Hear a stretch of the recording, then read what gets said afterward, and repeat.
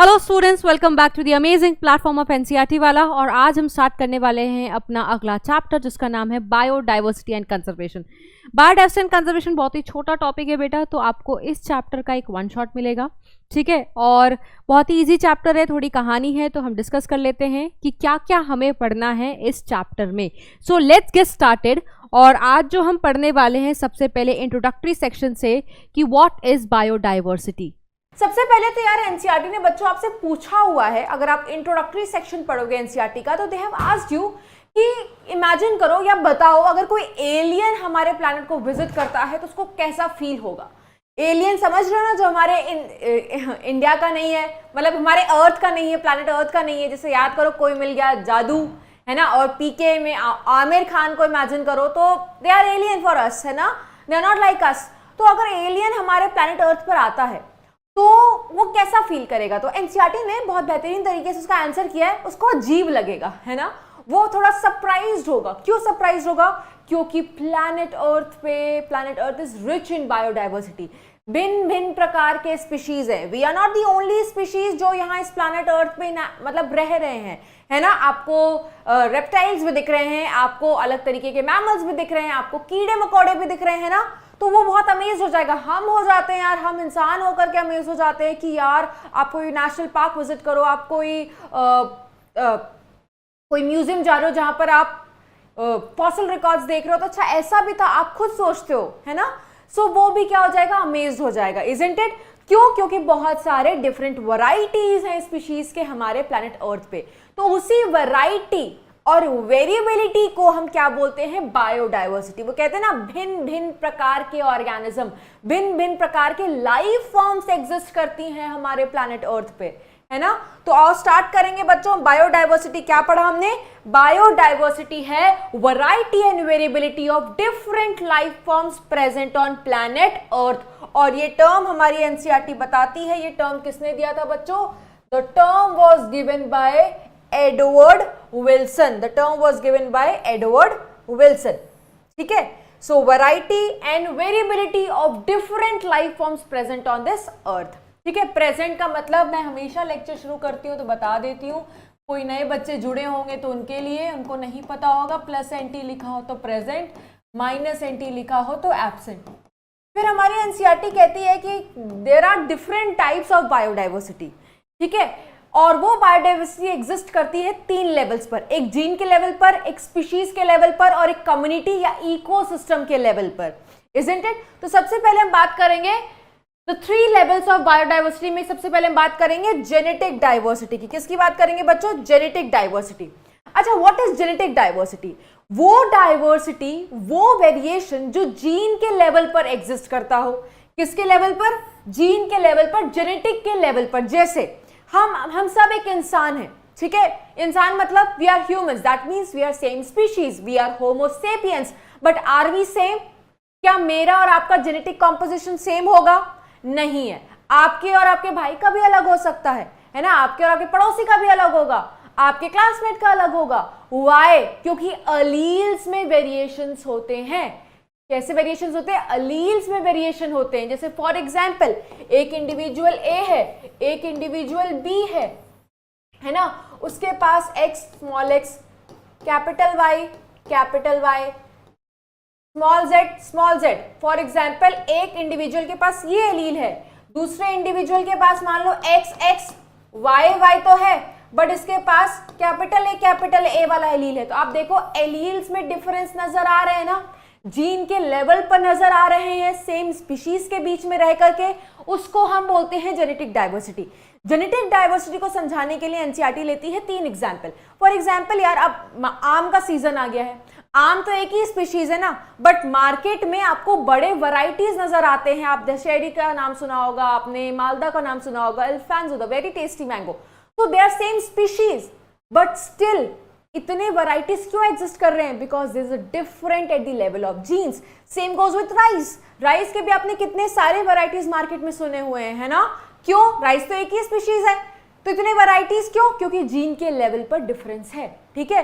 तो ये example NCERT ने लिया हुआ है बच्चों कि 50,000 varieties of fried and 1000 variety of mango जो मार्केट में अवेलेबल है, that is because of the genetic diversity. इसके साथ एनसीईआरटी ने एक इंपॉर्टेंट एग्जाम्पल बताया है कि कुछ केमिकल, मतलब एक प्लांट का एग्जाम्पल लिया, रॉ वॉल्फिया वोमिटेरिया। ये कहां पर मिलता है? Himalayan range. हिमालयन रेंज बच्चों जब आप बनाते होगे, जैसे हमारे इंडिया का ही मैप बना लेती हूँ फॉर एग्जाम्पल, बहुत अच्छा नहीं बना है बट चल जाएगा। तो आप ज्योग्राफी पढ़ते हो यार, तो आपको पता है ये पूरा का पूरा कौन सा जोन आता है, तुम्हारा हिमालयन रेंज आता है ना। तो ये जो प्लांट है ये हिमालयंस में मिलता है। तो मान लो यहाँ पर X variety of raw Wolffia वोमिटेरिया है, यहाँ पर Y वैरायटी है, यहाँ पर Z वैरायटी है ना। तो इन्होंने कहा एनसीईआरटी में कि ये जहां पर मिलेगा इससे केमिकल निकलता है जिसका नाम है रेस्पायरिन। तो रेस्पायरिन का अमाउंट विल वेरी कि वो प्लांट, मतलब वो केमिकल किस प्लांट से मतलब किस जगह से निकाला, यहां से वाले प्लांट से निकाला है, यहां वाले प्लांट से निकाला है, या यहां वाले प्लांट से निकाला है। और इसकी जो एबिलिटी है, जैसे ब्लड प्रेशर को क्योर करने के लिए रिस्पॉन्सिबल होता है, तो इसकी जो पोटेंशियल है वो भी किस पे डिपेंड करती है कि वो मिलता कहां पर है। इसीलिए एनसीईआरटी ने लिखा हुआ है कि जो जेनेटिक डाइवर्सिटी है ये किस पे डिपेंडेंट है, कौन इसको इफेक्ट करता है? This gets affected by its distributional range, जिसका बेस्ट नोन एग्जांपल है केमिकल रेस्पायरिन, जो ब्लड प्रेशर को कंट्रोल करता है, जिस प्लांट से निकाला जाता है रॉ वॉल्फिया वोमिटोरिया, वो डिफरेंट रेंज ऑफ हिमालयन से मिलता है। तो इसकी पोटेंशियल, ये एक सेकेंड, ये किस रिस्पेक्ट में जेनेटिकली अलग है, इसमें हम क्या बात करते हैं? अमाउंट वेरी करेगा डिस्ट्रीब्यूशनल रेंज के अकॉर्डिंग। दूसरा, इसका जो केमिकल पोटेंसी है, पोटेंसी का मतलब होता है पोटेंशियल, ठीक है। तो हमने एनसीईआरटी की बातें कवर कर ली बच्चों, आप देख सकते हो। This is the very first level of diversity, that is genetic, जो एग्जिस्ट करती है जीन्स एलील्स के लेवल पर, ठीक है। ओके, नेक्स्ट हम बात करते हैं बच्चों स्पीशीज की डाइवर्सिटी, ठीक है। स्पीशीज डाइवर्सिटी, ये नाम से पता चल रहा है वो डाइवर्सिटी जो एग्जिस्ट करती है at the level of species, at the level of species, ठीक है। Diversity at species level. जैसे यार काऊ है, ठीक है, डॉग है, they are two different species, तो ऑब्वियसली उनमें डाइवर्सिटी है। हम है, बिल्ली है, we are not same, we are two different species, तो दैट मीन्स जो वेरिएशन एग्जिस्ट करते हैं the level of species, that is said to be a species diversity. जैसे एनसीईआरटी में एक एग्जाम्पल लिखा हुआ है बच्चों, आपको पता है ईस्टर्न घाट्स होते हैं, वेस्टर्न घाट्स होते हैं। ये कौन सा घाट होता है? ईस्टर्न घाट। इंडिया के मैप में देखोगे, और ये जो पूरा रेंज है, ये जो पूरा रेंज है, दिस इज वेस्टर्न घाट। तो वेस्टर्न घाट में फ्रेश वाटर बॉडीज ज्यादा है, ठीक है, रिवर्स वगैरह। अपना इन्वायरमेंटल कंडीशन के अकॉर्डिंग यहाँ पर बच्चों देखा जाता है, इतना आपने पढ़ा भी होगा छोटे क्लासेस में ज्योग्राफी में, कि यहाँ पर they are fresh body rich Ghats, जो वेस्टर्न घाट्स होते हैं। तो ऑब्वियसली एम्फीबियंस कहाँ पर मिलते हैं? फ्रेश वाटर बॉडीज में जनरली, है ना। तो अगर यहाँ पर ही फ्रेश वाटर बॉडीज ज्यादा हैं, तो जाहिर सी बात है कि वेस्टर्न घाट में एम्फीबियन की स्पीशीज क्या मिलेगी? एम्फीबियन की स्पीशीज ज्यादा मिलेगी, ठीक है। They are rich in the species of amphibians. इसीलिए एनसीईआरटी ने बोला है कि जो स्पीशीज डाइवर्सिटी होती है विद रिस्पेक्ट टू एम्फीबियंस, वो वेस्टर्न घाट में ज्यादा होती है as compare to the eastern Ghat. तो जब स्पीशीज के लेवल पर डाइवर्सिटी बताते हैं, किस एरिया में किस स्पीशीज की मात्रा ज्यादा है, that type of diversity is said to be a species diversity, ठीक है। ओके, तो हमने जेनेटिक डाइवर्सिटी पढ़ा जो जीन के लेवल पर होती है, ठीक है। जब हम वैरायटीज की बात करते हैं तो उसमें हम किसकी बात कर रहे हैं? जीन के लेवल पे। चाहे मैंगो की वैरायटी ले लो, चाहे राइस की वैरायटी ले लो। उसके बाद हमने स्पीशीज के लेवल पे देखी, दो डिफरेंट स्पीशीज हैं, ठीक है। तो obviously we are different, we differ with respect to the level of species. उसके बाद हम बात करेंगे बच्चों किसकी? Ecosystem diversity, that is ecological diversity, ठीक है। Ecological, ecosystem diversity. या इसको बच्चों हम कम्युनिटी डाइवर्सिटी भी बोलते हैं। Ecosystem is a very large area, है ना, वेरी लार्ज एरिया, ठीक है। तो जहां पर इकोसिस्टम, जैसे ओशन इज अ इकोसिस्टम, उसके अंदर बहुत सारे इंडिपेंडेंट हैं जो अपना फोटोसिंथेसिस कर सकते हैं, है ना। तुम्हारा lake, that is a photosystem. Forest ecosystem है ना। तो ecosystem very large area, independent self body होता है जहां पर ऑर्गेनिजम्स अपने आप को सस्टेन कर सकते हैं। उस लेवल पर जब हम डाइवर्सिटी चेक करते हैं, that is said to be the ecological, the ecosystem और द कम्युनिटी डाइवर्सिटी। क्या बोलते हैं उसको? Community diversity. तो एनसीईआरटी में एग्जाम्पल लिखा हुआ है कि इंडिया की जो इकोसिस्टम की डाइवर्सिटी है वो बहुत ज्यादा है, क्योंकि इंडिया में आपको कोरल रीफ्स भी देखने को मिलते हैं। बच्चों, जो लोग ने स्कूबा डाइविंग की होगी, अगर नहीं भी की है, जिससे बहुत लोग को वाटरफोबिया, जैसे तुम्हारी मैम को, वो तो पानी में कदम भी ना रखे, है ना। लेकिन आपने देखा होगा जब आप नेशनल ज्योग्राफिक चैनल देखते हो या आप ट्रैवल ब्लॉगर्स देखते होगे, तो दे डू स्कूबा डाइविंग, है ना। और अंडर वाटर जब स्विम करते हैं तो बहुत अच्छी अच्छी पिक्चर्स आपको दिखाते हैं ना। आपको सी एनिमोन्स दिखते हैं, उसके अराउंड क्लाउन फिश दिखाई देता है, और नीचे आपको कोरल रीफ्स दिखाई देती होंगी, है ना। कोरल रीफ्स बहुत सुंदर होता है उनका सी बेड्स, है ना। तो उसको जो सुंदर सा आपको नीचे दिखाई देता है, आपने टीवी वगैरह में, मूवीज वगैरह में देखा होगा, कैल्शियम कार्बोनेट का जो रिच होता है, दैट इज कोरल रिफ्स, ठीक है। इंडिया में आपको वो भी दिखाई देती है। मैंग्रोव्स, ठीक है, थोड़ा सा दलदली सा हेलोफाइट जहां पर मिलते हैं, ठीक है, दैट इज मैंग्रोव्स। डेजर्ट, आपको पता ही है, राजस्थान के बारे में बात की थी, desert is itself a biome, ठीक है। तो that is a very large area, ठीक है। रेन फॉरेस्ट, जहां पर बारिश बहुत ज्यादा होती है, जैसे मेघालय के फॉरेस्ट में, ठीक है। हिमालयन रेंज है हमारे पास, अभी मैंने आपको दिखाया इंडिया की जो हिमालयन रेंज होती है, ठीक है। तो हमारे पास ये सारा कुछ है ना। इसीलिए हम बोलते हैं कि हमारे पास कितने different types of ecosystem exist करते हैं, है ना। और एनसीईआरटी ने लिखा हुआ है, ठीक है, आप देखोगे एल्पाइन मेडोज,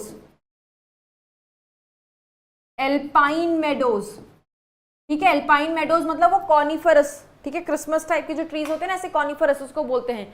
उसके बाद वेटलैंड्स, जहां पर हमेशा मॉइस्ट कंडीशन बनी रहती है, ऐसे समझ सकते हो, ठीक है। तो हमारे पास हर तरीके का इकोसिस्टम एग्जिस्ट करता है। We are rich in the ecosystem diversity. But अगर कनाडा और जर्मनी की बात करें बच्चों, तो वहां पर नहीं दिखाई देता। क्यों यार? खुद सोचो, इंडिया का ना जो हिस्सा है, अगर मैं अर्थ की बात करूं बच्चों, तो अर्थ ये इक्वेटर हो गया, और इक्वेटर के पास वाले हिस्से को क्या बोलते हैं बच्चों? ट्रॉपिकल जोन या ट्रॉपिक्स कह सकते हो। तो इंडिया का ज्यादातर हिस्सा किस जोन में लाई करता है? ट्रॉपिक्स में लाई करता है, ठीक है। एंड दैट इज व्हाई यहां पर डाइवर्सिटी ज्यादा मिलती है। कनाडा और जर्मनी तुम्हें ऊपर की तरफ दिखाई देते हैं, यहां पर टेम्परेट बेस्ड जगह पर है, इसीलिए यहां पर इतनी डाइवर्सिटी नहीं। तो आप सोच रहे हो कि मैम ट्रॉपिक और टेम्परेट से क्या लेना देना है डाइवर्सिटी का? उसका भी लेना देना है, एनसीईआरटी ने जिक्र किया है, आगे हम पढ़ेंगे तो आपको पता चल जाएगा, ठीक है। तो हमने देख लिया बच्चों, ये क्वेश्चन आता है कि इंडिया की हम इकोलॉजिकल डाइवर्सिटी रिच क्यों बोलते हैं? इस बेसिस पर बोलते हैं क्योंकि इनके पास ये सारा चीजें हैं, ठीक है। ओके, नेक्स्ट हम बात करेंगे बच्चों कि हमारे पास इस प्लैनेट अर्थ पर, ठीक है, कितने स्पीशीज हैं, फिर हम बात करेंगे कितने इंडिया में है ना। तो और कुछ डेटा है, उसके बाद हम एनसीईआरटी के स्क्रीनशॉट्स भी आपको दिखाएंगे, बिकॉज डेटा बेस्ड चैप्टर है, बहुत सारे नंबर्स हैं, तो एनसीईआरटी की रीडिंग लगा लेंगे तो साथ ही साथ क्लियर हो जाएगा। तो स्टार्ट करते हैं। देखो क्वेश्चन है बच्चों कि how many species are there on the earth. सबसे पहले अर्थ की बात करते हैं, ठीक है। अब देखो यार, स्पीशीज को काउंट करना इतना ईजी नहीं है, हलवा थोड़ी है ना, कि बस चम्मच उठाया और खा लिया, है ना, निकले। अच्छा, हमारे घर में कितने कीड़े मिल रहे हैं, पड़ोसी के घर में कितने कीड़े मिल रहे हैं, इतने कीड़े काउंट करो, इतने बंदर काउंट कर लो, और वो तुम्हारा बता देगा कितनी biodiversity. No, it's not easy, ठीक है, it's a very big task, ठीक है। बट कुछ हैं बायोलॉजिस्ट, कुछ हैं सोशियोलॉजिस्ट जो इसी पे काम करते हैं, तो somehow we got to know some figures, कुछ फिगर्स के बारे में हमें पता चला, ठीक है। जैसे IUCN का फुल फॉर्म होता है international union of conservation of nature and natural sources. ये एक बॉडी है जो बायोडाइवर्सिटी पर स्टडी वगैरह करती है ना।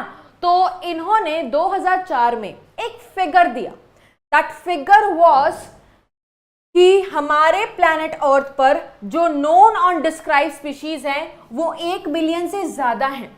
अगर क्लास 11th के लिविंग वर्ल्ड चैप्टर की बात करोगे तो लिविंग वर्ल्ड चैप्टर में 1.7 to 1.8 मिलियन दिया हुआ है कि जो नोन मतलब जिनके बारे में पता चल चुका है, जिनको डिस्क्राइब किया जा चुका है, वो 1.7 to 1.8 मिलियन स्पीशीज है। इस चैप्टर में मोर देन 1.5 मिलियन स्पीशीज लिखा हुआ है। ठीक है, इतना परेशान मत होना, आप 12th में जब बोर्ड का पेपर लिखोगे, क्योंकि एनसीईआरटी के मोर देन 1.5 है, तो यही वाली स्टेटमेंट लिख सकते हो, कोई आपका नंबर नहीं काटेगा, है ना। इतने स्पीशीज को नोन एंड डिस्क्राइब किया जा चुका है। बट बहुत सारे ऐसे स्पीशीज मतलब ऐसे साइंटिस्ट थे जो कह रहे थे कि यार हमने तो अभी सिर्फ नोन एंड डिस्क्राइब स्पीशीज के बारे में लिखा है, मतलब ऐसे अभी बहुत सारे स्पीशीज जिनके बारे में हम जानते नहीं है, जिनके बारे में डिस्क्राइब नहीं किया गया है, उनका क्या करें। अब तरह तरीके के लोग क्या करने लगते हैं, तुक्का मारने लगते हैं, गैस मारने लगते हैं, बिकॉज गेसिंग इज वेरी इजी, है ना। बट वो हमारी तरह गैस नहीं मारते होंगे। हाँ, कुछ लोग होते हैं ना, पढ़ते हैं नहीं बट गैस करते हैं, यार मेरे 100 out of 100 आ जाएंगे, है ना। So that is not something logically possible, है ना। तो जब ये तो साइंटिस्ट हैं तो ये तुक्का भी लॉजिकली मारते थे, है ना। तो कुछ कहते थे 20 मिलियन है, ठीक है, बट सबसे ज्यादा एक्यूरेट तुक्का किसका माना गया, सबसे ज्यादा एक्यूरेट तुक्का माना गया था रॉबर्ट मे का। सारे साइंटिस्ट को रॉबर्ट मे की जो फिगर दी थी इन्होंने, हाइपोथेटिकली नहीं, कुछ एक्सपेरिमेंट्स किए थे, तो इन्होंने जो गेस किया था कि कितने स्पीशीज हैं बच्चों, 7 मिलियन स्पीशीज हैं। कितने स्पीशीज हैं, 7 मिलियन स्पीशीज हैं। और इसमें इन्होंने बोला, इसमें नोन और डिस्कवर्ड टोटल इन्होंने बता दी, इसमें अनडिस्कवर्ड वालों को भी ले लिया, ठीक है। तो बायोलॉजिस्ट को इनका गेसिंग सबसे अच्छा लगा, इसीलिए एनसीईआरटी में दोनों बातें की गई है। IUCN के अकॉर्डिंग मोर देन 1.5 मिलियन है और रॉबर्ट मे के अकॉर्डिंग 7 मिलियन है। मोर देन 1.5 में सिर्फ नोन एंड डिस्क्राइब्ड स्पीशीज है, इसमें अनडिस्क्राइब्ड स्पीशीज के बारे में भी इन्होंने बताया हुआ है। फिर आप सोच रहे हैं इनके ही गेसिंग को क्यों सही माना गया, क्योंकि इनकी कुछ एजम्पशंस थी। एजम्पशंस ये थी, इन्होंने बोला कि ट्रॉपिक में ज्यादा स्पीशीज है, फिर इन्होंने बोला कि इंसेक्ट का नंबर ज्यादा है, फिर इन्होंने ये बोला कि ट्रॉपिक्स में भी बहुत सारे स्पीशीज है जिनको डिस्कवर करना बचा है। तो इसका एक जो है अंदाजा ये बता रहे थे, ये कह रहे थे कि जैसे हम एरिया बढ़ा रहे हैं, तो अगर हम एरिया को और एक्सप्लोर करने लगे तो लगभग स्टैटिस्टिकल एक वैल्यू दी इन्होंने अपना जस्टिफाई करने के लिए कि जैसे जैसे एरिया बढ़ाओगे तो लगभग आपको जो प्लेनेट अर्थ की डाइवर्सिटी दिखेगी वो इतनी आएगी, ठीक है, 7 मिलियन। तो बस आपको इतना समझना है कि इनकी गेसिंग को सबसे सही माना गया था। इसके अलावा एनसीईआरटी में अब 7 मिलियन स्पीशीज कह लो या मोर देन 1.5 मिलियन की बात करो तो एक स्पीशीज तो होंगी नहीं इसमें, we are talking about diversity, है ना। तो एनसीईआरटी ने इस डाइवर्सिटी को क्या किया है, दूसरों के साथ कंपेयर किया है, किसकी ज्यादा है। तो इन्होंने सबसे पहले इनवर्टिब्रेट्स का कंपैरिजन किया, फिर वर्टिब्रेट्स का कंपैरिजन किया है और प्लांट्स का कंपेयर किया है। किसका कंपेयर किया है बच्चों, प्लांट्स का कंपेयर किया है, ठीक है। तो मैं आपको यहां पर आप देख सकते हो, जस्ट अ सेकेंड, यस, ठीक है। तो ये पाई चार्ट है, तो पाई चार्ट में आप देख सकते हो द 3 पाई चार्ट। एक पाई चार्ट सिर्फ इनवर्टिब्रेट्स का है, एक सिर्फ वर्टिब्रेट्स का है और एक सिर्फ प्लांट्स का है, ठीक है। तो इस पाई चार्ट को पढ़ने से पहले एक यहां पर एक समरी लिखते हैं बच्चों कि जो बायोडाइवर्सिटी है अर्थ की, अभी तो हमने ये तो देख लिया कि रॉबर्ट मे के अकॉर्डिंग कितनी बायोडाइवर्सिटी है और IUCN के अकॉर्डिंग कितनी डाइवर्सिटी है, इजंट इट। तो अगर टोटल स्पीशीज की बात करें, ठीक है, total species, if I talk about total species, तो इस टोटल स्पीशीज में क्या कहा गया, ये कहा गया कि हम क्या क्या कैटेगरी लेंगे, हम एनिमल्स के बारे में बात करेंगे, ठीक है, प्लांट्स के बारे में बात करेंगे, and there are certain other species. तो पूरे पैटर्न को देखते हुए ये कहा गया कि सबसे ज्यादा एनिमल्स 70% डाइवर्स, ठीक है। प्लांट्स का लिखा हुआ है एनसीईआरटी में 22%, और इस प्लांट पे बच्चों सब कुछ आ गया, फंजाई को भी इन्होंने रख दिया है, एल्गी को भी रखा है, ठीक है, आप देख सकते हो फर्न्स को भी रखा है, मॉसेस को भी रखा गया है, एनजीओ को रखा गया है, ब्रायो को नहीं रखा गया क्योंकि बच्चों ब्रायो बहुत कम है। ठीक है, आप देख सकते हो ब्रायो का इसमें नहीं है इतना जिक्र, क्योंकि ब्रायो कह रही हूँ, sorry, gymno, because they are very smallest group of plants. ठीक है, और फंजाई को इसलिए रखा गया, कंफ्यूज मत होना, अकॉर्डिंग टू 11th क्लास में पढ़ा होगा, two kingdom classification system. Two kingdom classification system किसने दिया था बच्चों? दिया था लीनियस ने, है ना, लीनियस जी ने दिया था। तो लीनियस जी ने शुरू में फंजाई को प्लांटे के अंदर रखा था, क्योंकि उनका जो बेसिस था कि किसके पास सेल वॉल है, जिसके पास सेल वॉल है वो प्लांटे बन जाता था, क्योंकि फंजाई के पास सेल वॉल होता है। तो उन्होंने गलती थी जिसको बाद में सुधारा गया था, लेकिन गलती उस टाइम पे की थी इन्होंने, तो बहुत टाइम तक यही चला हुआ था कि fungi is a plant, which we know it's not, है ना। ओके, अदर्स 8% ये हमारी एनसीईआरटी लिखती है। ठीक है, तो एनिमल्स में देखते हैं डाइवर्सिटी। तो एनिमल्स को दो भाग में डिवाइड किया गया है, one invertebrates and then vertebrates. तो इनवर्टिब्रेट्स का अगर हम सिर्फ देखें तो आप देखो कितना ज्यादा परसेंटेज किसका है, इंसेक्ट्स का है। इंसेक्ट्स के बाद other animal group, other animal group, उसके बाद किसका नंबर है, मोलस्क, जैसे स्नेल्स वगैरह हो गए, बच्चों आपने एनिमल किंगडम पढ़ा होगा। और मोलस्क के बाद किसकी स्पीशीज है, सबसे कम किसका दिया हुआ है, क्रस्टेशियंस का, सबसे कम मिनिमम स्पीशीज डाइवर्सिटी। सबसे ज्यादा किसकी है, इंसेक्ट की है।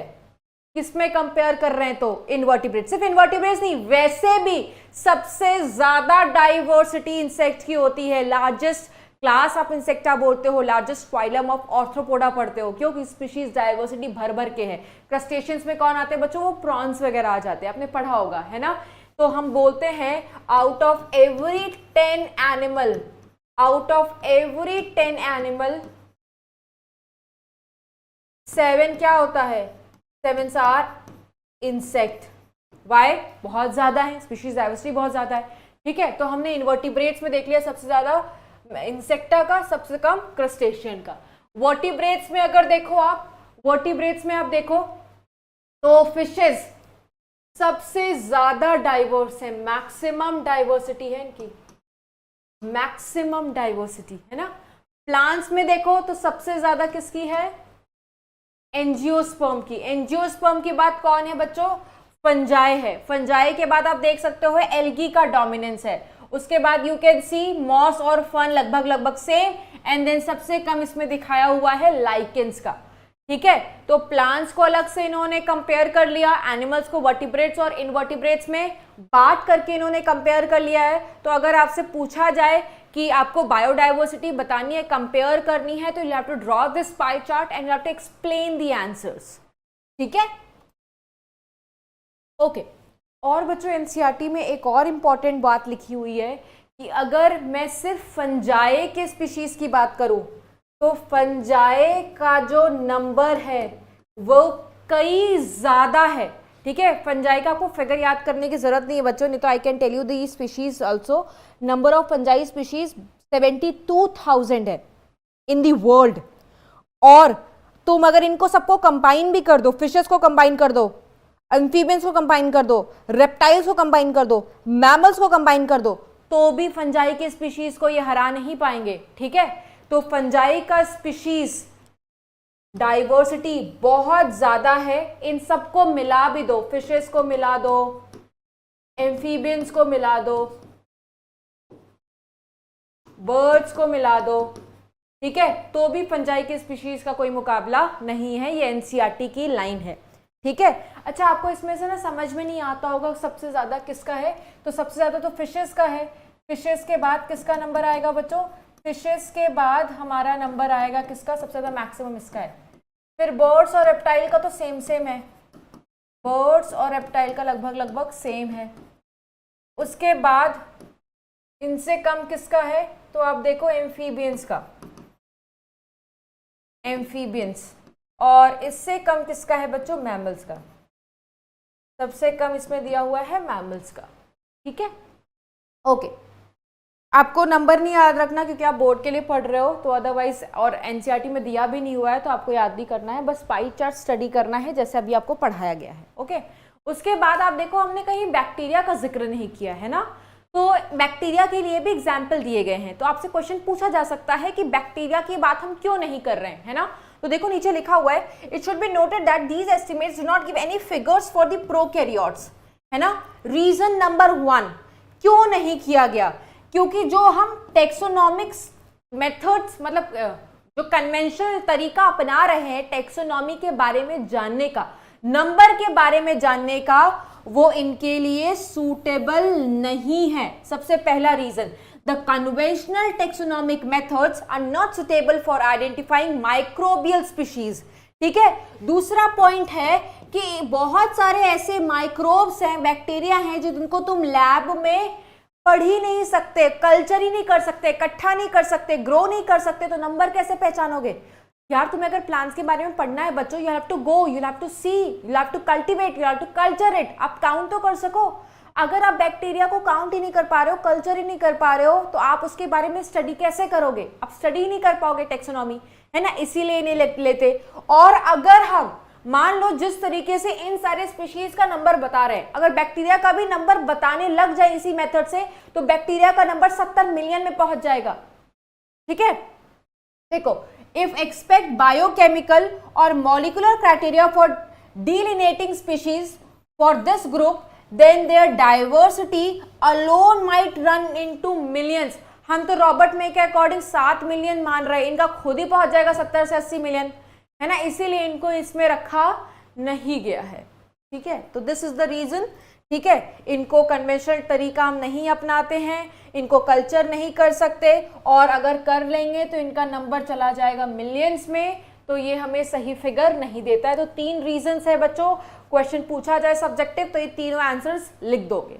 ठीक है, दूसरा क्या है बच्चों, ठीक है, दूसरा क्या है, हम इंडिया में बायोडाइवर्सिटी की बात करते हैं। अर्थ में तो बात कर लिया, अर्थ में पाई चार्ट भी देख लिया हमने ओवरऑल।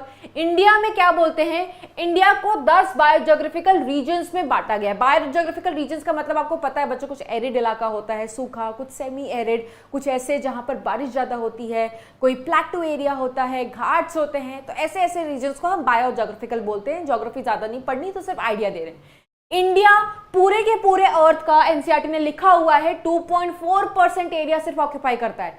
इतने कम एरिया के साथ भी अगर मैं ग्लोबल बायोडाइवर्सिटी में इसका कंट्रीब्यूशन देखूं तो 8.1% है। इसी चीज को देखते हुए हमें यह पता चलता है कि इंडिया का एरिया कम है बट इसका contribution with respect to diversity ज्यादा है। दैट मींस यहां पर बायोडाइवर्सिटी दिखाई देती है। तो टोटल 12 ऐसी कंट्री हैं जिनको बोलते हैं डाइवर्सिटी रिच, उनको बोलते हैं मेगा डाइवर्सिटीज कंट्री, और India is one of them. It is one of them, है ना। तो इतनी डाइवर्सिटी तो है यार, बट हम उसको कंजर्व नहीं कर पा रहे हैं ना, वो धीरे धीरे लॉस हो रही है, जो कि एक दुखद बात है ना। वो हम देखेंगे लॉस क्यों हो रही है और अगर अपनी लेवल पर हम क्या कर सकते हैं उनको बचाने के लिए। But yes, this is the data of the NCERT. ये भी डेटा है बट क्यों आपको मैं रीड ही करा दूं एनसीईआरटी का तो और क्लियर हो जाएगा। ये देखो एनसीईआरटी का डेटा पढ़ते हैं अब हम, ठीक है, आ जाओ। एनसीईआरटी का डेटा कहता है कि हमारे इंडिया के पास 2.4% वर्ल्ड का लैंड एरिया है, बट बहुत इंप्रेसिव कंट्रीब्यूशन ये शो करता है टुवर्ड्स ग्लोबल बायोडाइवर्सिटी। ठीक है, and that is the reason इसको कंसिडर किया गया है 12 मेगा डाइवर्सिटी कंट्रीज में से एक। ठीक है, यहां पर 45,000 स्पीशीज ऑफ प्लांट है and twice as many of animals have been recorded from India. इस पूरे परसेंटेज में से जो रिजल्ट ये बता रहे हैं, ठीक है, how many living species are actually they are waiting to be discovered and named. हो सकता है ऐसे, क्योंकि हमने बोला था ना शुरू में, रॉबर्ट मे ने क्या बोला था, रॉबर्ट मे ने ये बोला था कि ट्रॉपिक में अभी बहुत सारे डिस्कवरीज होने बचे हैं। ठीक है, तो यही ये क्वेश्चन बोल रहे हैं कि अभी तो हम ये 8.1% उनकी बात करें जिनके बारे में पता है। हो सकता है, देखो यहाँ पर लिखा हुआ है, हो सकता है ऐसे बहुत सारे स्पीशीज हो जो अभी डिस्क्राइब होने, उनका पता लगाना बचा हो।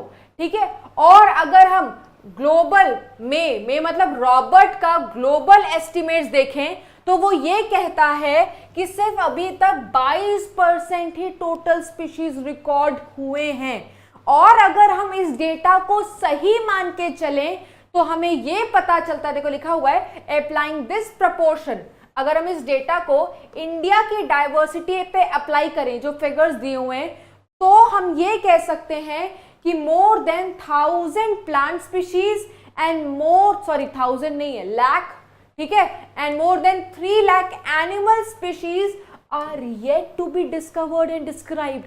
सोचो, ये तो सिर्फ वो है जो हमें पता है, अगर हमें इनका भी पता चल गया तो और कंट्रीब्यूशन बढ़ जाएगा, है ना। तो ये एनसीईआरटी ने लिखा हुआ है, would be able to complete the inventory on the biological wealth of our country. Biological wealth मतलब जैसे आपके पास क्या बोलते हो, आप बोलते हो आपके पास बहुत पैसा है, तो उस पैसे को कैसे आप स्टॉक मार्केट में इन्वेस्ट करते हो, उसका पैसा देखते हो, आपके पास कितने सोना है, चांदी है, डायमंड्स हैं, प्रॉपर्टीज है, घर है, ठीक है, जिसमें आप रह रहे हो, कितने करोड़ों का है, ठीक है, आपके पास गाड़ियाँ कौन सी हैं, तो ये आपका वेल्थ होता है। अगर हम इकोसिस्टम की वेल्थ बात करें तो हम इसमें क्या देखेंगे, हम तो यही देखेंगे ना बच्चों की इसमें इकोसिस्टम में कितने स्पीशीज रिचनेस है। स्पीशीज रिचनेस का मतलब कितने वैरायटी ऑफ स्पीशीज एक साथ रह रहे हैं, है ना। तो ये कहा गया है कि पता नहीं कब हमें पता चल पाएगा कि हमारा इकोसिस्टम कितना वेल्दी और हेल्दी है। क्या हम कभी उस इन्वेंट्री वो जगह होती है जहां पर बच्चों से समझ लो लाइब्रेरी टाइप का, जहाँ किताबें वगैरह, स्टोर हाउस, ठीक है, जैसे हम अपने घर में जो बहुत सारी चीज़ों को स्टोर करते हैं, that is store house of certain thing. तो ऐसा कहा जाता है कि हमारा जो इकोसिस्टम है ना, that is store house of so many species. But ये स्टोर हाउस में आग लगी पड़ी है। क्यों आग लगी पड़ी है यार? मान लो लाइब्रेरी में आग लग जाए तो जो बुक्स पड़ी हुई तो जल जाएंगी ना, तो हमारा अर्थ भी तो जल ही रहा है। बायोलॉजिस्ट ये कहते हैं क्यों जल रहा है, बिकॉज स्पीशीज लॉस्ट हो रही हैं, ठीक है, बायोडाइवर्सिटी खत्म हो रही है। रीजन क्या है, कैसे बचाना है, वो तो आगे का प्रोसेस है। तो ये पूरा कहानी यही कहता है, ठीक है। आगे चलते हैं बच्चों, आगे चलते हैं। इंडिया की हमने बात कर ली, इस पूरे पैराग्राफ का यहाँ पर समराइज्ड भी लिखा हुआ है, ठीक है। आपको हर तरीके से मदद मिलेगी बच्चों, आपने बस मेहनत करनी है यार, ठीक है, सिर्फ मेहनत करनी है ना। ओके, नेक्स्ट हम बात करेंगे बच्चों, we talk about the patterns of biodiversity. Pattern of biodiversity का मतलब क्या है, बायोडाइवर्सिटी कैसे कैसे बदलेगा, क्या हर जगह का biodiversity same. If I talk about tropic, if I talk about temperate, if I talk about polar areas, तो क्या हर जगह ही उतनी ही डाइवर्सिटी है? तो तुम सोचोगे और कहोगे नहीं मैम, है ना। तो एनसीईआरटी ने लिखा हुआ है कि बहुत सारे चीज़ों पर बायोडाइवर्सिटी डिपेंडेंट है, ऑल्टीट्यूड पर, लैटिट्यूड पर, एरिया पर एंड सो मेनी, है ना। बट एनसीईआरटी हमें दो ही फैक्टर एक्सप्लेन करती है जो हमारे कोर्स में है। एक तो लैटिट्यूड पर कैसे डिसाइड करते हैं हम, क्या क्या फैक्टर्स हैं, और एक एरिया का क्या फर्क पड़ेगा स्पीशीज की डाइवर्सिटी पर, है ना। तो सबसे पहला जो हम पैटर्न डिस्कस करने वाले हैं that is latitudinal gradient. That is what बच्चों, दैट इज लैटिट्यूडनल ग्रेडियंट, ठीक है। तो आपको पता है बच्चों ये अर्थ है, ठीक है, अर्थ में ये क्या है आपका इक्वेटर है। इतना आपने ज्योग्राफी में बहुत सुंदर सुंदर इक्वेटर और अर्थ का डायग्राम बनाया होगा, ठीक है। अर्थ के पास का जो हिस्सा होता है that is tropical zone you can say, ठीक है, नॉर्थ के तरफ भी, साउथ के तरफ भी। इससे ऊपर आप जाओ टेम्परेट, ठीक है, और सबसे ऊपर जहां बहुत ठंडा होता है they are said to be polar zones, polar areas, है ना। तो अगर जैसे जैसे आप इक्वेटर से पोल की तरफ मूव करोगे, इक्वेटर से पोल की तरफ मूव कर रहे हो, चाहे नॉर्थ पोल चाहे साउथ पोल, आपको बायोडाइवर्सिटी घटते हुए नजर आएगी, ठीक है। कैसी नजर आएगी? घटते हुए। या हम इसको बोल सकते हैं इक्वेटर लो लैटिट्यूड, ठीक है, और poles they are said to be at high latitude. तो जैसे जैसे आप लो से हाई लैटिट्यूड की तरफ बढ़ोगे तो हम कह सकते हैं बायोडाइवर्सिटी घटेगी, ठीक है। जिससे हमें यह पता चल रहा है कि इक्वेटर के पास मतलब ट्रॉपिकल एरियाज में मैक्सिमम डाइवर्सिटी होगी और पोलर में मिनिमम डाइवर्सिटी होगी और टेम्परेट में मॉडरेट डाइवर्सिटी होगी। यही हमें पता चल रहा है लैटिट्यूडनल ग्रेडियंट से, है ना। ज्यादा लैटिट्यूड कम डाइवर्सिटी, लो लैटिट्यूड मैक्सिमम डाइवर्सिटी, है ना। इसको हम प्रूफ कैसे करें, हमने समझ तो लिया, ठीक है समझ लिया, how can we say that. तो इसके लिए एनसीईआरटी ने हमें कुछ कंट्रीज बताई हैं। कुछ कंट्रीज मतलब एक कंट्री ट्रॉपिकल ले ली है, एक टेम्परेट बेस्ड कंट्री है और एक पोलर बेस्ड कंट्री है। और बर्ड की स्पीशीज डाइवर्सिटी देखी है कि बर्ड की स्पीशीज डाइवर्सिटी कैसे चेंज होगी विथ रिस्पेक्ट टू लैटिट्यूड। आओ देखते हैं, ठीक है, विथ रिस्पेक्ट टू लैटिट्यूड। तो सबसे पहला एग्जाम्पल है बर्ड के स्पीशीज का। किसका एग्जाम्पल है बच्चों? बर्ड के स्पीशीज का। सबसे पहला तो इन्होंने देखो 3 कंट्रीज लिए हैं बच्चों, ठीक है, Colombia, New York and Greenland. Colombia मिलता है आपको ट्रॉपिकल एरियाज में। कहां पर? ट्रॉपिकल एरियाज में कोलंबिया, ठीक है। और आपका न्यूयॉर्क टेम्परेट बेस्ड, और ग्रीनलैंड आपने देखा होगा ग्रीनलैंड के पिक्चर्स, बर्फ जमा हुआ, क्योंकि पोलर एरियाज में मिलता है ना। तो आओ देखो, क्योंकि कोलंबिया एक ट्रॉपिकल बेस्ड कंट्री है, ठीक है, लो लैटिट्यूड पर मिलती है, तो यहां पर बर्ड की स्पीशीज 1400 लिखी हुई है, ठीक है। न्यूयॉर्क एक टेम्परेट इलाके में मिलता है, ठीक है, टेम्परेट बेस्ड कंट्री है, ठीक है, तो यहां पर देखो सिर्फ 105। ग्रीनलैंड पोलर बेस्ड कंट्री है, हाई लैटिट्यूड, तो यू कैन सी सिर्फ 56 बर्ड स्पीशीज डाइवर्सिटी के बारे में डेटा दिया हुआ है। तो ये हम क्या देख रहे हैं, जैसे जैसे आप पोल्स की तरफ बढ़ रहे हो, जैसे जैसे आप लैटिट्यूड की तरफ बढ़ रहे हो, आपके पास प्रूफ है कि बर्ड की स्पीशीज डाइवर्सिटी घटती चली जा रही है ना। यहां से हमें प्रूफ मिल गया। दूसरा इन्होंने एग्जाम्पल लिया हुआ है बच्चों इंडिया का। इंडिया मैंने आपको बताया ना, इंडिया हमारा कहाँ लाई करता है, दैट इज मोर और लेस ट्रॉपिकल बेस्ड कंट्री, है ना। तो हमारा बहुत सारा हिस्सा जो साउथ का है वो ट्रॉपिक्स की तरफ तो लाई करता है, तभी तो वहां सीजनल वेरिएशन नहीं होता, ठीक है। एक ट्रॉपिक वाली लाइन है ना, अपने मैप याद करो इंडिया का, तो we are also present in tropical region, है ना। तो हम भी अच्छे खासे ट्रॉपिक वाले में है, और आपको पता है ट्रॉपिक की डाइवर्सिटी ज्यादा है, तो यहाँ पे भी अच्छा खासा बर्ड की स्पीशीज डाइवर्सिटी से 1200, ठीक है। एक और एग्जाम्पल लिखा हुआ है एक जगह की इक्वेडर। इक्वेडर भी कैसा बेस्ड है? ट्रॉपिकल बेस्ड है। तो यहां पर 10 टाइम एनसीईआरटी डेटा है बच्चों, 10 टाइम ज्यादा स्पीशीज मिलते हैं प्लांट्स के as compare to the USA, क्योंकि यूएसए एक टेम्परेट है, तो यहां पर भी देखो टेम्परेट में कम है as compare to the tropical country. 10 गुना ज्यादा वैस्कुलर प्लांट्स इक्वेडर पर मिल रहे हैं as compare to the USA, ठीक है। यूएसए एक टेम्परेट कंट्री है। उसके बाद इन्होंने एग्जाम्पल लिया है लंग्स ऑफ द प्लैनेट अर्थ। कौन है? अमेज़न रेन फॉरेस्ट, ठीक है। अब बच्चों भले जंगल में एक बार आग लग चुकी है, आई गेस 2-3 साल पहले की बात है, ठीक है, तो आग लगी थी, कुछ एनिमल्स मरे थे, तो ये डेटा एनसीईआरटी का है जो अभी तक रिवाइज नहीं हुआ है, तो हो सकता है बहुत ज़्यादा बदलाव ना आया हो, नहीं, और आपको इससे मतलब भी नहीं रखना, बिकॉज आपको तो एनसीईआरटी वाला डेटा रखना है। ऐसे टेबल में नहीं बना हुआ है, पैराग्राफ में है, I have written that in table, और अगर आपको भी आया एग्जाम में तो डू राइट इन टेबल, ठीक है, ठीक है। तो Amazon rain forest said to be lungs of the planet earth, क्योंकि यहाँ पर स्पीशीज का नंबर, प्लांट स्पीशीज भी बहुत ज्यादा है, प्लांट स्पीशीज फोटोसिंथेसिस करते हैं, फोटोसिंथेसिस से ऑक्सीजन मिलता है, to relate that they are said to be lungs of the planet. कहां पर मिल रहे हैं? साउथ अमेरिका, और ये भी कैसा जगह है? ट्रॉपिकल जगह है, इसीलिए यहाँ की बायोडाइवर्सिटी बहुत ज्यादा है। आप देख सकते हो, you have to learn the figure बच्चों, because it is there in the NCERT. नहीं दिया होता नहीं बोलती याद करने के लिए, है ना।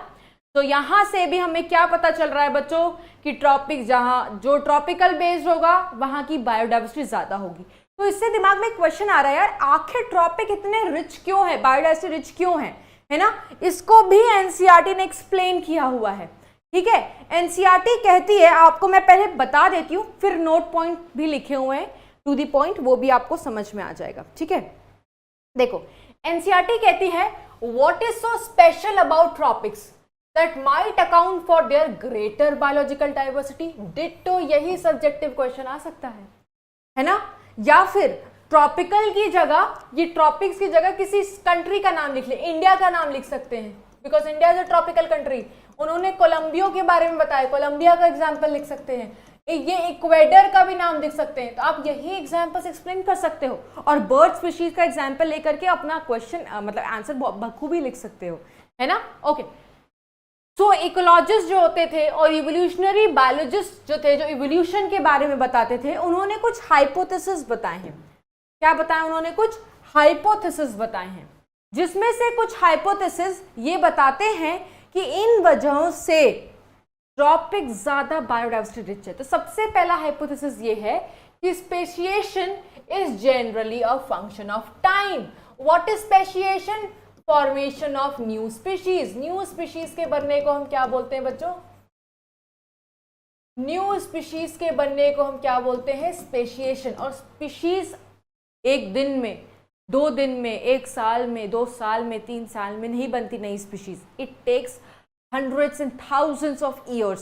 तो अगर इतना लंबा टाइम है ना, और तभी बनेगा जब डिस्टर्बेंस कम है, जब इकोलॉजिकल डिस्टर्बेंस कम हो रही है, ठीक है, डिस्टर्बेंस उनको कम मिले, उनको अपना प्रॉपर टाइम मिले, तो जाकर के नई स्पीशीज बन सकती है ना। इन्होंने ये पहली पॉइंट कही। तो इन्होंने कहा कि टेम्परेट रीजन्स में बहुत ज्यादा क्या होता है? ग्लेशिएशंस होता है। ट्रॉपिक में ग्लेशिएशंस इतने देखे नहीं गए हैं, इतना डिस्टर्बेंस देखा नहीं गया। तो जहां डिस्टर्बेंस नहीं देखा जाएगा वहां पर नए स्पीशीज ज्यादा बनेंगे। तो कहने का क्या मतलब है बच्चों? ये है हमारा अर्थ, क्योंकि ज्योग्राफी आ रहा है बच्चों, तो थोड़ा बहुत आपको बार बार अर्थ बताना पड़ रहा है। ज्योग्राफी बेस्ड चैप्टर है, ठीक है। ये है हमारा इक्वेटर, ठीक है। इक्वेटर के पास वाला हिस्सा क्या कहलाता है? ट्रॉपिक। नीचे भी क्या है? ट्रॉपिकल। अब इक्वेटर पर ना सनलाइट बहुत ज्यादा पड़ती है, ठीक है। पोल्स पर और टेम्परेट वाले हिस्से पर इतना सनलाइट नहीं पड़ता, ठीक है। यहां पे भी लिख देती हूं टेम्परेट और पोल्स। तो होता क्या है बच्चों कि पोल्स और टेम्परेट पर बर्फ जम जाती है। बर्फ मतलब ग्लेशियर जम जाता है, ठीक है। और इसी ग्लेशियर के बनने को क्या बोल रहे हैं हम? ग्लेशिएशन। क्या बोल रहे हैं? ग्लेशिएशन। तो ग्लेशियर में कौन सरवाइव कर सकता है? कोई नई स्पीशीज बिना ठंडे टेम्परेचर पे थोड़ी बन जाएगी, है ना। उसको अपना एक फेवरेबल टेम्परेचर चाहिए तो होगा। और ग्लेशिएशन आने की वजह से मान लो कोई स्पीशीज इस जगह पर बन रही होगी, क्योंकि स्पीशीज बनने में तो टाइम लगता है। मान लो कोई नई स्पीशीज यहाँ पर इजाद हो रही होगी, इवॉल्व हो रही होगी, बट ग्लेशियर बन गया, मर जाएगी। प्रोसेस कंटिन्यू, मतलब प्रोसेस खराब हो जाएगा। तो जहां पर यहाँ पर क्या हो रही है? ग्लेशियर के बनने से क्या हो रहा है? डिस्टर्बेंस हो रहा है। और डिस्टर्बेंस की वजह से नया स्पीशीज नहीं बन पा रहा। ट्रॉपिक में क्योंकि सूरज भगवान का पूरा अपना अच्छा सा आशीर्वाद है, समझ सकते हो, यहां पर ऐसा कुछ हो नहीं रहा, तो स्पीशीज को अच्छा खासा टाइम मिल रहा है, कोई डिस्टर्बेंस नहीं है। तो यहां पर इसलिए नए स्पीशीज ज्यादा बनते हुए दिखाई देते हैं, जो कि ऐड करते हैं हमारी बायोडाइवर्सिटी में। इसीलिए ट्रॉपिक्स के पास बायोडाइवर्सिटी ज्यादा है, क्योंकि वहां पर फ्रीक्वेंट ग्लेशिएशंस हो नहीं रही, डिस्टर्बेंस हो नहीं रही, स्पेशिएशन को अच्छा खासा टाइम मिल रहा है। तो ये एक्सप्लेन किया। This is the very first reason, this is the very first reason कि ट्रॉपिक्स इतने बायोडाइवर्सिटी रिच क्यों होते हैं, ठीक है। दूसरा क्या है? देखो, ट्रॉपिकल इन्वायरमेंट जो होता है, ट्रॉपिकल इन्वायरमेंट जो होता है टेम्परेट से अगर कंपेयर करें तो ये कम सीजनल होता है, रिलेटिवली मोर कांस्टेंट होता है, और प्रिडिक्ट कर सकते हो तुम इसका इन्वायरमेंट। और ऐसा इन्वायरमेंट क्या प्रोवाइड करता है? Niche specialization and lead to greater species diversity. ये दूसरा रीजन है। जैसे अगर मैं गोवा की बात कर लूँ, ठीक है, गोवा की बात कर लूँ, मुंबई की बात कर लूँ, वहाँ पे आपने कब सुना है सर्दी होती है? सुना है आपने सर्दियाँ वहाँ आती ही नहीं। वहाँ का टेम्परेचर मोर और लेस सेम होता है, ठीक है। अगर आप कहोगे गोवा में ज़्यादा गर्मी है, बट वहाँ ठंड ऐसा नहीं आती, because there is not that seasonal variation जो आपको टेम्परेट एरियाज में दिखाई देता है ना। तो एक ये भी रीजन है कि वहाँ का इन्वायरमेंट प्रिडिक्टेबल है, वहां पर चेंजेस नहीं आ रहा, तो एक स्पीशीज अडेप्टेड है क्योंकि उसको पता है कि वो एक्सट्रीम मतलब ठंड एकदम से आ जाए 3-4 डिग्री हो जाए, फिर अचानक से गर्मी आ जाए 50 डिग्री पहुंच जाए, वैसा नहीं हो रहा, ठीक है। तो डिस्टर्बेंस नहीं हो रहा, तो स्पीशीज अच्छा खासा वहां पर इवॉल्व ग्रो कर सकती है, निश स्पेशलाइज हो सकता है, डिफरेंट स्पीशीज का अपना रोल और रिक्वायरमेंट स्पेशलाइज वहां पर हो सकता है, जो कि टेम्परेट में पॉसिबल नहीं है क्योंकि टेम्परेट का एनवायरमेंट इतना प्रेडिक्टेबल नहीं होता, you can not predict because वो इतना कांस्टेंट नहीं होता है, वहां पर सीजनल वेरिएशंस होते हैं, ठीक है। ये दूसरा रीजन था। और तीसरा रीजन देखो यहां पर लिखा हुआ है बच्चों, there is more solar energy available in the tropics. आपने बताया ना, क्योंकि इक्वेटर के पास होता है ट्रॉपिकल रीजन, तो सूरज भगवान अपनी पूरी रोशनी बरसाते हैं ट्रॉपिक्स पर, ठीक है। और ज्यादा सोलर एनर्जी तो ज्यादा प्रोडक्टिविटी, ठीक है, ज्यादा फोटोसिंथेसिस, ज्यादा प्रोडक्टिविटी और ज्यादा वहां पे स्पीशीज। देखो लिखा हुआ है कि सोलर एनर्जी ज्यादा होगा तो ये हायर प्रोडक्टिविटी कराएगा, और हायर प्रोडक्टिविटी इनडायरेक्टली किससे लिंक्ड है, ग्रेटर डाइवर्सिटी से। किससे, ग्रेटर डाइवर्सिटी से, ठीक है। तो आओ देखते हैं, इसका नोट पॉइंट भी मैंने आपको लिखवा रखा है, ये देखो यहां पर लिखा हुआ है, जस्ट अ सेकेंड बच्चों, yes, why tropics are rich in biodiversity. तो लेस सीजनल होते हैं, मोर कांस्टेंट एंड प्रिडिक्टेबल होते हैं ये ट्रॉपिक्स, ठीक है, ट्रॉपिकल्स की बात की गई है। और क्या बोला है, ज्यादा सनलाइट इनको मिलती है, ज्यादा सनलाइट का मतलब है मोर प्रोडक्टिविटी, और more productivity it is indirectly linked to the more species diversity, more species diversity. और क्या लिखा हुआ, और हमने क्या पढ़ा, सम अप करते हैं, और हमने पढ़ा कि ट्रॉपिक्स में ग्लेशिएशंस आर नॉट दैट फ्रीक्वेंट, बहुत निग्लेजिबल होते हैं ये ट्रॉपिक्स में, तो वैसे हमने देखा, ठीक है, ज्यादातर टेम्परेट और पोलर एरियाज में होते हैं, और ये डिस्टर्बेंस की वजह से स्पीशीज को बनने का टाइम नहीं मिलता, ठीक है, ये हमने देख लिया। तो हमने लैटिट्यूड का क्या फर्क होता है बच्चों एक स्पीशीज की बायोडाइवर्सिटी पर, वो कवर कर लिया है। नेक्स्ट जो हम पैटर्न देखने वाले हैं कि एरिया पर क्या फर्क पड़ेगा, एरिया पर क्या फर्क पड़ेगा। ओके, तो नेक्स्ट हम चल रहे हैं, हम बात करेंगे स्पीशीज एरिया रिलेशनशिप के बारे में। किसके बारे में, जो स्पीशीज एरिया रिलेशनशिप के बारे में, जो दूसरा ग्रेडियंट है with respect to patterns of biodiversity. पहला ग्रेडियंट ये था, वी हैव कंप्लीटेड दैट, है ना। Next will be moving towards the species area relationship, sorry, okay. तो स्पीशीज एरिया रिलेशनशिप किसने दिया था बच्चों, this was given by sociobiologist, that was Alexander von Humboldt, Humboldt कह सकते हो। तो ये साउथ अमेरिका के जंगल में सोशियोबायोलॉजिस्ट थे, तो ये घूम घूम करके जंगल को देखते रहते थे और रिसर्च करते रहते थे टू नो कि किस एरिया में कितनी डाइवर्सिटी है, या ये कह लो कि एरिया का क्या फर्क पड़ता है बायोडाइवर्सिटी पर, है ना। तो इन्होंने क्या बोला कि एरिया जैसे जैसे बढ़ाते जाओगे नंबर बढ़ेगा, but only up to a certain limit. क्यों, इन्होंने ऐसा क्यों बोला, क्योंकि बच्चों एक ही जगह पे सारे प्लांट स्पीशीज थोड़ी मौजूद है ना। आप जैसे जैसे एरिया बढ़ाओगे आपको हो सकता है नई स्पीशीज मिले, बट जैसे जैसे आप एरिया बढ़ाते जाओगे आपको लगेगा ओह ये तो मैंने पहले ही देख लिया, ये तो नया नहीं है। वैरायटी का मतलब क्या है, जैसे आपके पास एक खेत है बच्चों, आपके पास एक खेत में सिर्फ आलू ही आलू लगा है, तो there is no variety, but आलू भी है, प्याज भी है, मटर भी है, भिंडी भी लगी हुई है, मिर्ची भी लगी हुई है, this is said to be diversity, है ना। तो अगर आपने सिर्फ पोटैटो वाले खेत में करोगे तो इतना बड़ा खेत है बट आलू ही आलू है, कितने बड़े एरिया को कवर कर लो, स्पीशीज डाइवर्सिटी मिलेगा, नहीं मिलेगा। तो इनका कहने का मतलब था जैसे जैसे तुम एरिया बढ़ाते जाओगे, ठीक है, जंगल में पर्टिकुलरली की बात करें, खेतों की नहीं, तो आपको स्पीशीज नए मिलेंगे, बट एक टाइम के बाद आपको वही पुराने स्पीशीज ही बार बार दिखाई देंगे, तो कोई आपको डाइवर्सिटी नहीं दिखाई दे रही, कोई नया स्पीशीज आपको नहीं दिखाई दे रहा। इसीलिए कहते हैं कि स्पीशीज डाइवर्सिटी एरिया के साथ बढ़ती जरूर है but only up to a certain limit, उसके बाद वो जाकर के बैलेंस हो जाती है, ठीक है। तो जब इसका ग्राफ प्लॉट करते हैं तो इस तरीके का ग्राफ मिलता है जिसको हम बोलते हैं रेक्टेंगुलर हाइपरबोला। जो ज़्यादा मैथ्स और फिजिक्स पढ़ते हैं वो बहस नहीं करेंगे, मैम ये रेक्टेंगुलर हाइपरबोला नहीं है, कोई बात नहीं, हमारी एनसीईआरटी इसको रेक्टेंगुलर हाइपरबोला बोलती है तो हम इसको रेक्टेंगुलर हाइपरबोला ही बोलेंगे, है ना। सो दिस इज रेक्टेंगुलर हाइपरबोला।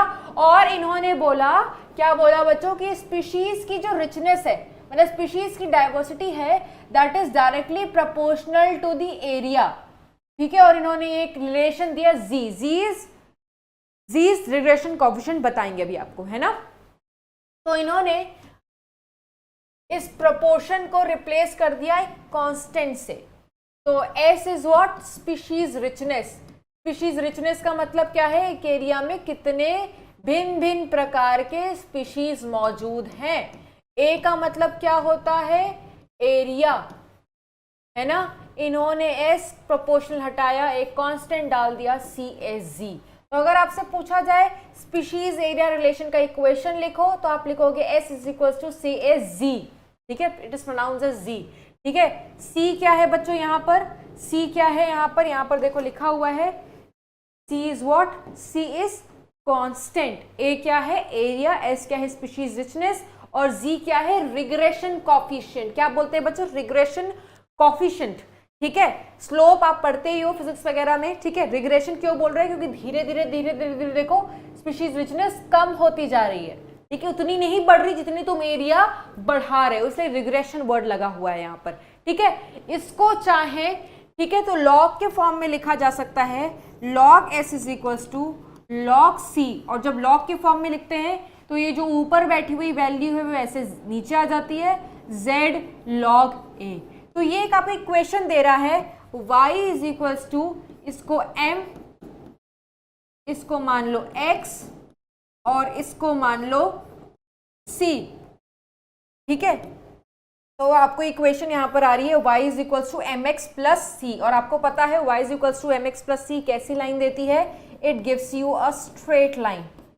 कैसी लाइन देती है बच्चों, it gives you a straight line, है ना। तो अगर आपसे पूछा जाए सिर्फ रिलेशन वाला बताओ तो रिलेशन वाला बोलोगे कि रेक्टेंगुलर हाइपरबोला बोलता है। अगर आपसे पूछा जाए कि लॉग में आपको कैसा ग्राफ मिलता है तो आप बोलोगे स्ट्रेट लाइन मिलता है, ठीक है। तरीका बदलोगे ग्राफ बदल जाएगा, इतना तो आपको पता है बच्चों, आप बहुत फिजिक्स और केमिस्ट्री पढ़ चुके हो, है ना।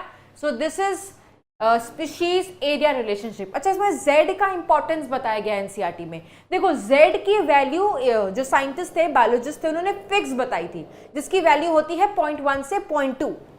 जिसकी वैल्यू कितनी होती है बच्चों, 0.1 से 0.2, दिस वाज फिक्स्ड, ठीक है। बट इन्होंने एक एक्सेप्शन बताया था कि इसकी वैल्यू 0.6 से 1.2 भी हो सकती है। अगर मैं बोल रही हूँ इसकी वैल्यू फिक्स्ड है तो फिर चेंज कैसे करें, इसको समझने के लिए हम एनसीईआरटी का एक पैराग्राफ देखते हैं, इससे आपको प्रॉपर समझ में आ जाएगा। देखो, इकोलॉजिस्ट लोगों ने बोला बच्चों कि दे हैव डिस्कवर्ड दैट की जो वैल्यू है वो कौन से रेंज में लाइक करती है, 0.1 से 0.2, regardless of the taxonomic group. Taxonomic group का मतलब है चाहे तुम बर्ड्स देखो, प्लांट्स देखो, रेप्टाइल्स देखो, कोई फर्क नहीं पड़ता, टेक्सोनॉमिक ग्रुप से इसको कोई लेना देना नहीं है। और किससे लेना देना नहीं है कि किस रीजन में मिल रही है, इंडिया में मिल रही है, ब्रिटेन में मिल रही है, कैलिफोर्निया में मिल रही है, कहाँ पे मिल रही है, कोई लेना देना नहीं है, ठीक है। देखो उन्होंने एग्जाम्पल भी समझाया, चाहे वो तुम प्लांट टेक्सोनॉमिक ग्रुप को पढ़ाई करो ब्रिटेन में, या तुम बर्ड्स के बारे में, ये क्या है, टेक्सोनॉमिक ग्रुप है, टेक्सोनॉमिक ग्रुप, ठीक है। प्लांट में क्या है, it is one of the taxonomic group. तो इसको टेक्सोनॉमिक ग्रुप से कोई लेना देना नहीं है, ना तो उसको किससे लेना देना है कि किस रीजन में मिल रही है। ये ब्रिटेन का एग्जाम्पल लिया एक रीजन का, और यहां पर कैलिफोर्निया का एग्जाम्पल लिया है। या फिर इन्होंने बोला कि चाहे न्यूयॉर्क में किसको देख लो, मोलस्क, जो एक दूसरा टेक्सोनॉमिक ग्रुप है, ठीक है। हर जगह, चाहे तुम ब्रिटेन में प्लांट्स का स्पीशीज रिलेशनशिप निकालो, चाहे कैलिफोर्निया में बर्ड्स का निकालो, चाहे न्यूयॉर्क में मोलस्क का निकालो, तुम्हें Z की वैल्यू आएगी 0.1 से 0.2, ठीक है। देखो लिखा हुआ है, slope of the regression are amazingly similar, यही होना चाहिए था। बट एक्सेप्शंस, ठीक है। If you analyse the species area relationship among a very large area, that means for entire continent, तुम्हें स्लोप ज्यादा स्टीप आएगा। अब ज्यादा स्टीप का मतलब क्या है, जैसे हमने अभी बनाया तो लॉग की वैल्यू हमें ऐसे मिली, ये इतनी स्टीप नहीं, स्टीप मतलब और चढ़ाई, ठीक है, बोलते ना चढ़ाई बहुत स्टीप है, मतलब ऐसे अगर तुम्हें लाइन ऐसी मिल रही है that means it is much steeper. और ये मच स्टीपर तभी आएगी बच्चों जब z की वैल्यू ज्यादा हो। कितनी हो, देखो यहां पर लिखा हुआ है, जब z की वैल्यू 0.6 से 1.2 होती है तो स्लोप और ज्यादा स्टीप आता है, ठीक है। किसके लिए, देखो यहां पर लिखा हुआ है कि फ्रूगीवोरस, फ्रूगीवोरस मतलब फ्रूट ईटिंग बर्ड्स होते हैं और मैमल्स होते हैं ट्रॉपिकल फॉरेस्ट में, ठीक है। इनका जब स्पीशीज रिलेशनशिप निकालते हो तो इनका जो स्पीशीज रिलेशनशिप आता है दैट इज 1.15, जो कि इस रेंज में लाई कर रहा है, ठीक है, जो इस रेंज में लाई कर रहा है ना। तो स्लोप हमारे बायोलॉजी में इतना ज़्यादा काम का नहीं है, बट क्योंकि यहाँ पे वर्ड आया तो समझ जाओ। इस पैराग्राफ से ये समझना है कि बायोलॉजिस्ट लोगों ने बोला कि z की वैल्यू मोर और लेस हर जगह पर सेम आनी चाहिए। सेम का मतलब है 0.1 से 0.2 में आनी चाहिए, चाहे तुम बर्ड्स का देखो, मोलस्क का देखो या प्लांट्स का देखो, चाहे तुम कैलिफोर्निया में देखो, इंडिया में देखो, न्यूयॉर्क में देखो, ब्रिटेन में देखो, ठीक है। उन्होंने बात कह दी, बट इसका एक्सेप्शन निकल आया। एक्सेप्शन किसका निकल आया, कुछ ऐसे बर्ड्स और मैमल्स होते हैं जो लार्ज कॉन्टिनेंट्स पर रहते हैं, उनकी जो z की वैल्यू आती है वो 0.6 से 1.2 एरियाज में आती है। तो समझ आना ये एक्सेप्शन है, और जब तुम इनका स्लोप प्लॉट करोगे तो तुम्हें ज्यादा स्टीप लाइन मिलेगी, ठीक है। ओके, नेक्स्ट हम बात करेंगे बच्चों, इतनी हम बोल रहे हैं कि बायोडाइवर्सिटी होनी चाहिए, इतनी बायोडाइवर्सिटी होनी चाहिए, आखिर फायदा क्या है इतनी बायोडाइवर्सिटी का। तो इसको हम दो पार्ट्स में डिवाइड करते हैं। सबसे पहले हम पढ़ेंगे बच्चों, अगर ज्यादा बायोडाइवर्सिटी होती है ना तो तुम्हारा इकोसिस्टम उतना ही ज्यादा स्टेबल होता है। कब हम एक कम्युनिटी को, इकोसिस्टम को स्टेबल बोलते हैं, देखो एनसीईआरटी में भी लिखा हुआ है, a stable community should have following characters. क्या क्या characters, should not show much variation in productivity। इसका क्या मतलब है बच्चों, इसका क्या मतलब है, देखो एक डेविड टिलमैन साइंटिस्ट थे, डेविड टिलमैन, ये प्लॉट्स में जा जा करके एक्सपेरिमेंट करते थे, ठीक है, ठीक है। इनका एक्सपेरिमेंट क्या होता था, प्रैक्टिकल करते थे ये, है ना, प्रैक्टिकल करते थे। तो मान लो आपके पास दो एरियाज हैं, दो जगह है, एक आपके पास प्लॉट ए है और आपके पास एक प्लॉट बी है, ठीक है। और यहां पर मान लो स्पीशीज की जो डाइवर्सिटी है वो 100 है और यहां पर जो स्पीशीज की डाइवर्सिटी है वो 300 है, ठीक है। अब इन दोनों प्लॉट में हम ये देखना पसंद करेंगे कि ज्यादा स्पीशीज अगर है तो प्रोडक्टिविटी से क्या लेना देना है, ठीक है। हमने देखा यहां पर लेस नंबर ऑफ स्पीशीज है, एक हाइपोथेटिकल डाटा लिया है बस बच्चों, यहां पर मोर नंबर ऑफ स्पीशीज है। मान लो हम प्रोडक्टिविटी देखते हैं, प्रोडक्टिविटी मतलब कितना बायोमास बना रहा है वो फोटोसिंथेसिस के थ्रू, ठीक है। तो हमने मान लो जनवरी 2019 से स्टार्ट करते हैं, जनवरी 2019, फिर हम अगले साल काउंट करेंगे इसकी प्रोडक्टिविटी, बायोमास काउंट करते हैं मान लो फॉर एग्जांपल उसी मंथ के 2020 में, ठीक है, या कोई भी मंथ ले सकते हो, एग्जांपल ले रही हूँ। फिर हमने काउंट की 2021 में, एक एक ईयर के गैप पर। सेम इस प्लॉट की भी हमने प्रोडक्टिविटी कैलकुलेट की 2019, 20 एंड 21। अब बायोमास मतलब क्या है, वेट है, ठीक है, हम प्रोडक्टिविटी बायोमास के फॉर्म में कैलकुलेट कर रहे हैं, ठीक है। तो हम केजी के फॉर्म में मान लो लिख रहे हैं कोई वैल्यूज, ठीक है। मान लो कि जनवरी 2000 में 50, ठीक है, 50 प्रोडक्टिविटी या 50 किलोग्राम मान लो फॉर एग्जांपल, इतना बायोमास इन्होंने बनाया। 2020 में इन्होंने बनाया 150, ठीक है, और 2021 में बनाया इन्होंने 120 फॉर एग्जांपल। उसके बाद यहां पर अगर मैं बात करूं, जनवरी 2020 में इन्होंने बनाया बायोमास 110, फिर उन्होंने बनाया बायोमास अगले साल 100, फिर उन्होंने बनाया बायोमास 110, ठीक है। क्या पता चल रहा है, यहां पर देखो नंबर कितना ज्यादा वेरी कर रहा है, there is variation in productivity. कहां 50 से सीधा 150 हो गया, 150 से सीधा 100 पर आ गया, यहां पर कांस्टेंट है, प्रोडक्टिविटी ज्यादा चेंज नहीं हो रही है ना। तो इन्होंने देखा ऐसा आखिर क्यों है, क्यों यहाँ पर प्रोडक्टिविटी बायोमास जो आ रही है वो इतना वेरी कर रही है हर साल, क्यों यहाँ पर वेरी नहीं कर रही है।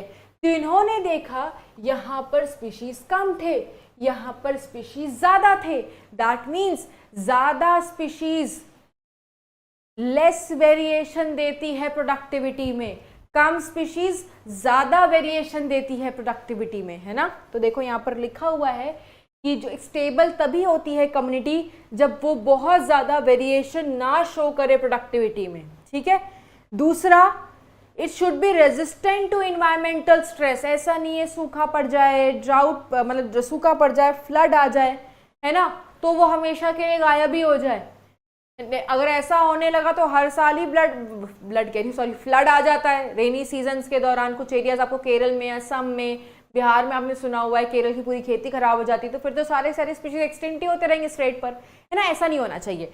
दूसरा, it should be resistant to invasion by alien species. Invasion मतलब कब्जा, किसका कब्जा, इन्वेजन मतलब जैसे मान लो प्लैनेट अर्थ पर कोई मतलब जैसे हमारे इंडिया में वो आ गया था ना वाटर हाइसिंथ, वो हमारे इंडिया का नेटिव थोड़ी था, तो हम उसको बोलते हैं alien species, that was not native of our own country, वो बाहर से आया था, तो बाहर से आने को हम बोलते हैं इन्वेजन, ठीक है। और उसने पूरे हमारे वाटर बॉडी पर कब्जा जमा लिया, इन्वेड कर गया, कब्जा जमा लिया, दैट इज इन्वेजन, है ना।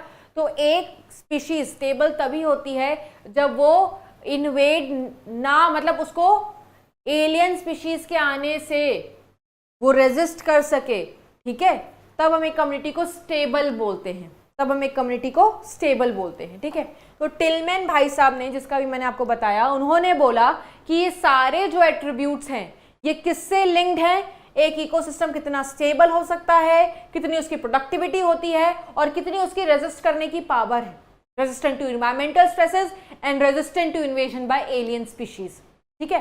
तो अभी हमने सिर्फ पहला एस्पेक्ट देखा है, एनसीईआरटी का पैराग्राफ उठाओ, वहां पर लिखा हुआ है कि एक इकोसिस्टम का स्टेबल होना कितना जरूरी है, ठीक है। और स्टेबल हम कब बोलते हैं बच्चों, जब वहां पर स्पीशीज रिचनेस बहुत ज्यादा हो। अगर एक जगह 4000 स्पीशीज हैं और एक जगह सिर्फ 40 हैं, तो अगर 40 वाले में इन्वेजन कोई एलियन स्पीशीज आ गया तो उन सबको एलिमिनेट कर देगा, है ना। और अगर 4000 जहां पर स्पीशीज है वहां पर कोई एलियन स्पीशीज आ रहा है बच्चों, तो चलो एक दो एलिमिनेट हो भी जाएंगे, 4000 तो बचे रहेंगे, मतलब कुछ ना कुछ 4000 में तो बचे रहेंगे। तो जहां पर स्पीशीज रिचनेस ज्यादा है वहां पर स्टेबिलिटी बहुत ज्यादा है कम्युनिटी की, इकोसिस्टम की, वहां पर एक्सटिंक्ट होने के चांसेस, खत्म होने के चांसेस, एलिमिनेट होने के चांसेस कम है, ठीक है। तो ये पहला हमने देखा कि स्पीशीज डाइवर्सिटी क्या प्रोवाइड करता है, स्टेबिलिटी प्रोवाइड करता है। और दूसरा हम पढ़ेंगे कि क्या प्रोवाइड करता है बच्चों, इकोसिस्टम की हेल्थ। इकोसिस्टम की हेल्थ भी डिसाइड कौन करता है बच्चों, biodiversity. Okay, so next is ecosystem health, जैसा मैं आपको बता रही थी बच्चों। तो इकोसिस्टम हेल्थ में आप पढ़ोगे, एनसीईआरटी की कुछ लाइंस हैं कि बहुत ज़्यादा डाइवर्सिटी सिर्फ इकोसिस्टम के लिए अच्छी नहीं है, but survival of human race is also very important. यार वो एक डायलॉग आपको याद होगा, आप बहुत छोटे हो गए जब वो मूवी आई होगी आई गेस, या पता नहीं एग्जिस्ट करते होगे कि उस टाइम पे नहीं, I don't know actual year of that movie, और शायद बाद में कभी देखी होगी, that my name is Khan, ठीक है। तो उसमें शाहरुख खान वाइल वॉकिंग, जब वो वॉक कर रहे होते हैं, काजोल से एक डायलॉग बोलता है उस मूवी में, आपने सुना होगा कि why you using mobile, why you using mobile, तो शी सेड कि why you are saying so, ठीक है। तो उसने फिर बताया कि मोबाइल से बहुत वेरिएशंस निकलते हैं, और ऐसा कहा गया है, किसी साइंटिस्ट ने बोला है कि ये जो वाइब्रेशंस हैं, ये जो रेडिएशंस हैं, सॉरी वाइब्रेशंस रेडिएशंस हैं, इनकी वजह से एक टाइम ऐसा आएगा कि हनी बीज की पॉपुलेशन सारी की सारी ख़त्म हो जाएंगी। और जैसे हनी बीज की पॉपुलेशन ख़त्म होंगी बच्चों, हम उसका सीधा फ़र्क ह्यूमन पॉपुलेशन पे देखने को मिलेगा। तो हमें ऐसा नहीं सोचना चाहिए कि हम एक लौते ऐसे इंसान, मतलब हम एक लौते अकेले इस प्लैनेट अर्थ पर रह सकते हैं, नहीं रह सकते हैं। अब हनी बीज तो हमारी स्पीशीज नहीं है, बट उसके एक्सटिंक्ट होने से हमें कैसे असर पड़ेगा, क्यों ऐसा साइंटिस्ट ने बोला, क्यों इस डायलॉग उस मूवी में दिखाया गया है, क्यों? क्योंकि बच्चों honey bee is one of the major pollinator जो प्लांट्स को पॉलिनेट करते हैं। अगर वो खत्म, पॉलिनेशन खत्म, नए प्लांट की स्पीशीज नहीं आएंगे, और पुराने प्लांट से तुम कब तक काम गुजारा चला लोगे? एक टाइम पे वो एक्सटिंक्ट हो जाएगा और तुम अकेले सर्वाइव कर लोगे। प्लांट नहीं है, फोटोसिंथेसिस नहीं होगा, फूड चेन नहीं खत्म हो जाएगी। Food chain start with the producers. सांस कहाँ से लोगे? सिलेंडर खरीदोगे, कब तक खरीदोगे, है ना? दैट मीन्स ज्यादा स्पीशीज है, सब देखो एक दूसरे पे डिपेंडेंट है। हनी बी से प्लांट पॉलिनेट कर रहा था, वो खत्म, प्लांट खत्म, हम सब खत्म हो जाएंगे एक टाइम पर, है ना? दैट मीन्स ज्यादा स्पीशीज डाइवर्सिटी सिर्फ इकोसिस्टम के लिए बेहतर नहीं है, हमारे लिए भी बेहतर है ना? ये एनसीईआरटी की लाइन है, आप पढ़ना, ठीक है? इसलिए बात लिखी हुई है और एग्जाम्पल वो बहुत अच्छा आप समझ भी सकते हो। तो ज्यादा स्पीशीज होगा, ज्यादा निश होगा, है ना? जैसे अगर हनी बीज है, हनी बीज का अपना एक निश है, निश का मतलब उनका अपना एक रिसोर्स है जो खाते हैं, अपनी जगह पर वो रहते हैं, और अपना उनका एक रिक्वायरमेंट है। रिक्वायरमेंट क्या है? पॉलन वो खाते हैं, पॉलन को कुछ उड़ाते हैं, पॉलिनेट भी कराते हैं।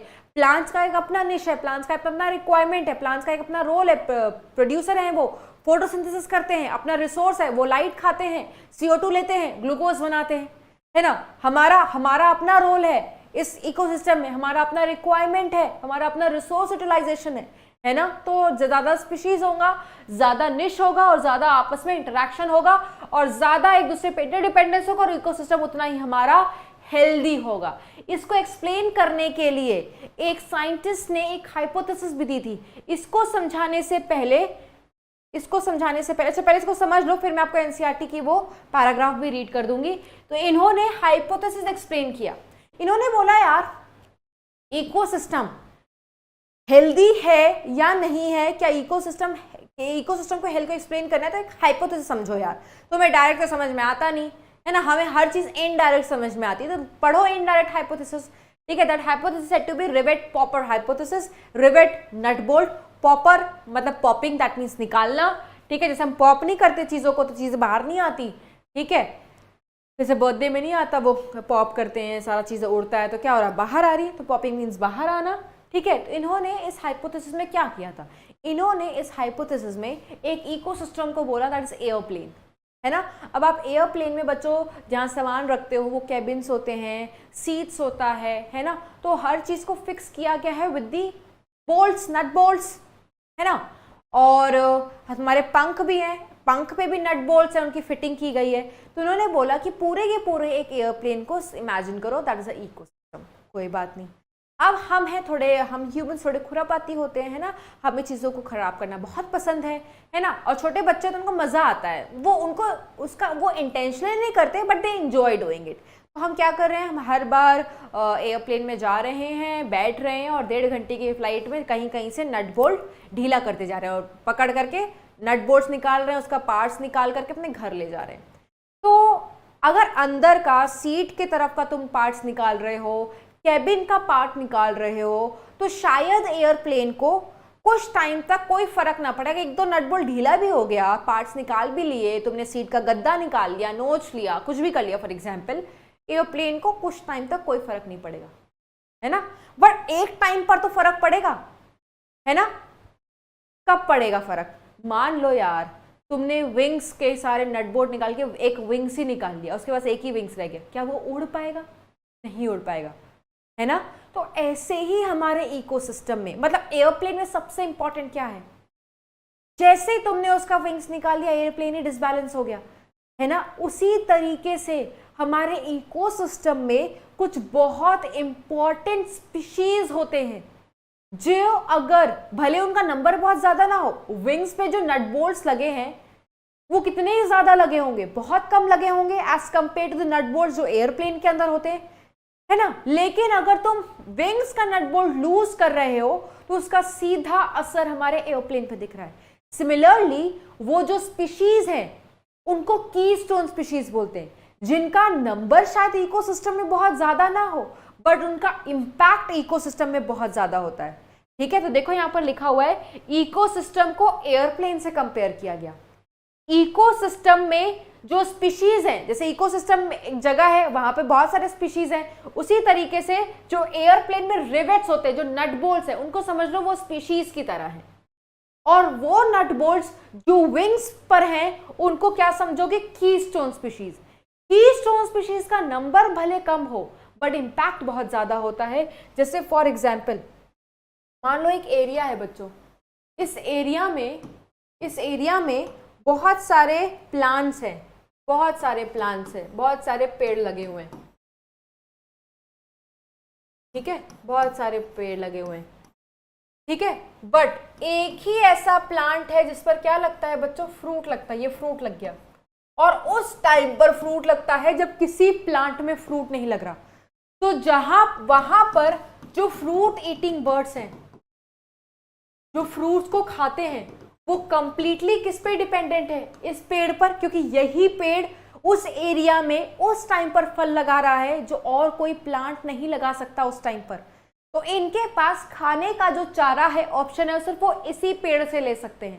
दैट मीन्स ये क्या है उनके लिए, ये उनके लिए कीस्टोन स्पीशीज है। तो आप खुद देख सकते हो कि इस कीस्टोन स्पीशीज का नंबर बहुत ज्यादा नहीं है, नंबर तो एक ही है, बट इसका इम्पैक्ट इकोसिस्टम में बहुत ज्यादा है, इसका रोल इकोसिस्टम में बहुत ज्यादा है। क्योंकि अगर ये हिल डुल गया, एक्सटिंक्ट हो गया, इनको खाने को नहीं मिलेगा, ये भी चले जाएंगे, है ना। तो इकोसिस्टम में स्पीशीज डाइवर्सिटी की इंपॉर्टेंस कितने बढ़िया तरीके से एक एयरप्लेन का एग्जाम्पल लेकर के समझाई गई है ना।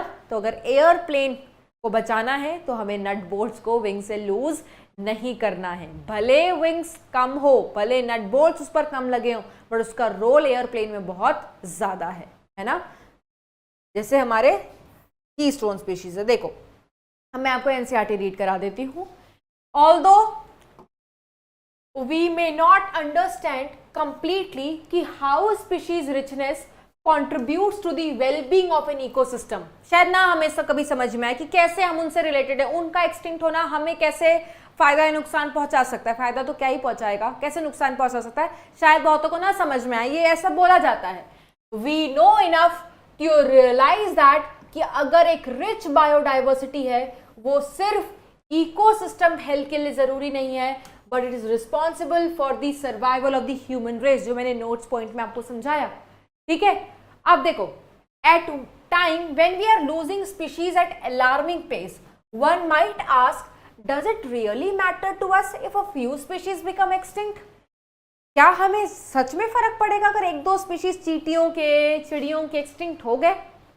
ठीक है, शायद कुछ टाइम तक तुम्हें पता ना चले, ठीक है, लेकिन कभी ना कभी तो तुम्हें एहसास होगा। देखो आगे क्या लिखा हुआ है, would western Ghats ecosystem be less functional अगर वहां के फ्रॉग स्पीशीज लॉस्ट हो गए हमेशा के लिए, ठीक है। How is our quality of life affected?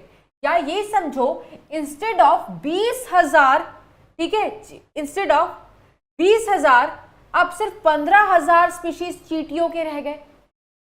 कैसे आंसर करोगे, क्या हमें फर्क पड़ेगा? 5,000 अगर चींटियां कम भी हो गई, या वेस्टर्न घाट से सारे के सारे वो जो ट्री फ्रॉग स्पीशीज थे वो एलिमिनेट भी हो गए, उस पर हमें क्या फर्क पड़ेगा? ये फर्क, ये क्वेश्चन आंसर करने के लिए इन्होंने बोला कि भैया देखो, इन क्वेश्चंस का, ऐसे अजीब क्वेश्चंस का, ठीक है, नेम मतलब ऐसे अजीब क्वेश्चंस का हम डायरेक्ट आंसर दे ही नहीं सकते। इसको समझाने के लिए हमें कुछ लेना पड़ेगा इनडायरेक्ट आंसर्स, ठीक है, इनडायरेक्ट, और इनडायरेक्ट आंसर्स देंगे हम एक एनालॉजी से। एनालॉजी का मतलब है किसी चीज से कंपेयर करके, और हमने किससे कंपेयर किया? एक एयरप्लेन से कंपेयर करके एक इकोसिस्टम में एक स्पीशीज की इंपॉर्टेंस क्या होती है वो एक्सप्लेन किया, है ना। और उस हाइपोथेसिस को बोला गया रिवेट पॉपर हाइपोथेसिस, ठीक है। किसने बताया था? पॉल एलरिक्स ने, ठीक है। कहां के थे? देखो लिखा हुआ है, स्टैनफोर्ड इकोलॉजिस्ट। तो इन्होंने बोला कि एक एयरप्लेन में एक इकोसिस्टम को क्या मान लो? एयरप्लेन। तो एयरप्लेन में जितने भी पार्ट्स हैं वो ज्वाइन टुगेदर होते हैं by using thousands of rivets, मतलब नट बोल्ट्स, ठीक है। और नट बोल्ट्स को किससे कंपेयर किया गया? स्पीशीज। इफ एवरी पैसेंजर जो भी ट्रैवल कर रहा है वो सारे रिवेट को पॉप करने लगे, निकालने लगे, रिवेट्स को, नट बोल्ट्स को निकालने लगे और निकाल के घर ले जाने लगे, ठीक है, नट बोल्ट निकाल रहा है और घर ले जा रहा है, तो नट बोल्ट को हमने स्पीशीज माना था। अब नट बोल्ट को तो अपने घर ले जा रहे हो उसके अपनी जगह से, दैट मीन्स स्पीशीज एक्सटिंक्ट हो रहा है, ठीक है, दैट मीन देखो causing a species to become extinct. It may not affect flight safety. अगर तुमने सीट का नट बोल्ट निकाल भी लिया तो फ्लाइट की सेफ्टी से क्या फर्क पड़ेगा, कुछ नहीं, फ्लाइट तो अपनी उड़ती रहेगी, ठीक है, प्रॉपर फंक्शन करती रहेगी, ठीक है, दैट मीन्स अगर तुमने एक दो स्पीशीज इकोसिस्टम से हटा भी लिए तो भी इकोसिस्टम प्रॉपर्ली फंक्शन करता रहेगा, कोई फर्क नहीं पड़ेगा।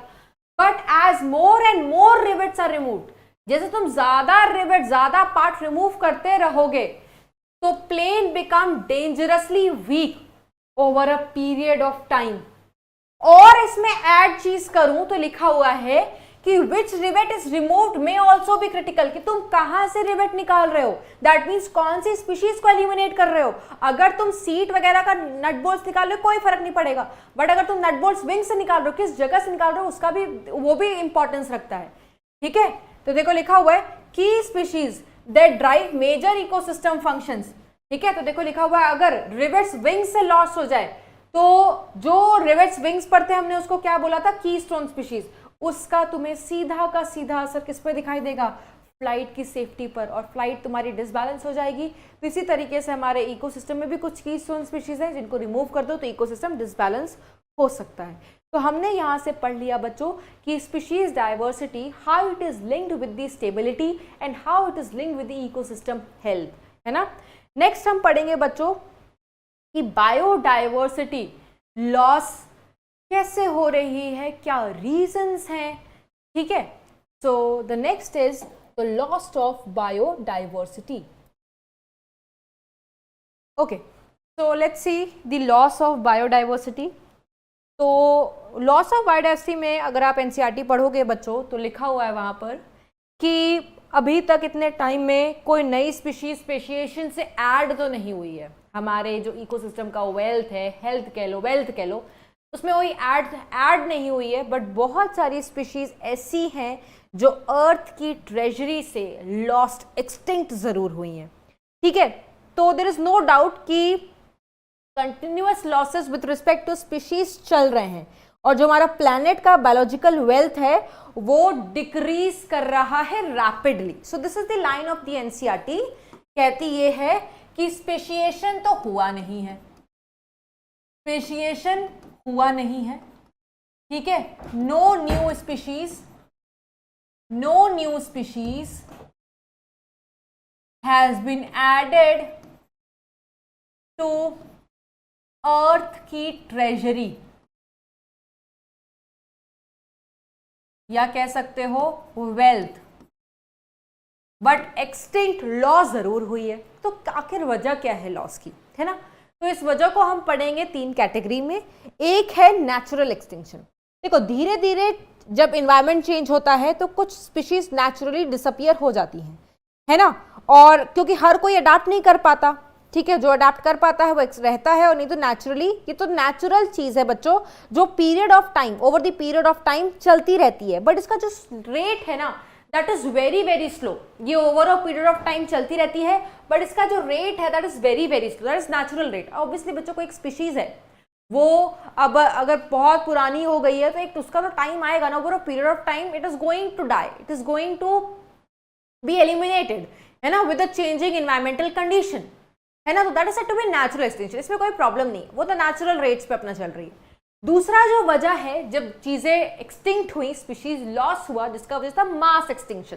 देखो हम जब आपने इवोल्यूशन पढ़ा होगा तो आपको पता है कुछ टाइम स्केल्स होते हैं, जियोलॉजिकल टाइम स्केल्स हम उसको बोलते हैं, ठीक है। तो एक अपना डायनासोर का अपना टाइम था जब वो रहते थे अर्थ पर, डोमिनेट करते थे, है ना। तो इन चीजों को देखा गया था with respect to rock, that is said to be geological time scale. तो ऐसा बोला गया है कि 3 बिलियन साल पहले 5 एपिसोड मास एक्सटिंक्शन हो चुके हैं उन 5 जियोलॉजिकल टाइम स्केल में, ठीक है। जैसे आप देखो ना, अच्छा पता है क्या कहते हैं कि हम रिस्पॉन्सिबल हैं हम हैं रिस्पॉन्सिबल, बट ऐसा नहीं है बच्चों कि हमारे आने से पहले एक्सटिंक्शन नहीं हुआ। हमारे आने से पहले एक्सटिंक्शन हो चुका है, कुछ नेचुरल डिजास्टर्स आ गए, कुछ एस्टेरॉइड्स एक टाइम पर बहुत बड़ा मास का टकरा गया, तो हो सकता है वो पूरी की पूरी स्पीशीज को एलिमिनेट कर सके, तो मास एलिमिनेशन हुए हैं, ठीक है। और हमारे आने से पहले भी एक्सटिंक्शन हुए हैं, जैसे डायनासोर, हमने थोड़ी भगाया उसको, वो तो हमारे आने से पहले एक्सटिंक्ट हो गई, है ना। तो नेचुरल हो चुका है, मास एक्सटिंक्शन हो चुका है, बट ऐसा नहीं है कि हम कंट्रीब्यूट नहीं कर रहे, हम भी कंट्रीब्यूट कर रहे हैं। जहां पर मैन मेड कंट्रीब्यूशन आ जाता है उसके लिए वर्ड लग जाता है एंथ्रोपोजेनिक। एंथ्रोपोजेनिक का मतलब होता है मैन मेड। तो हमारी वजह से जो एक्सटिंक्शन हो रहा है, जिसके लिए हम रिस्पॉन्सिबल हैं, that is said to be anthropogenic extinction. कैसे रिस्पॉन्सिबल है?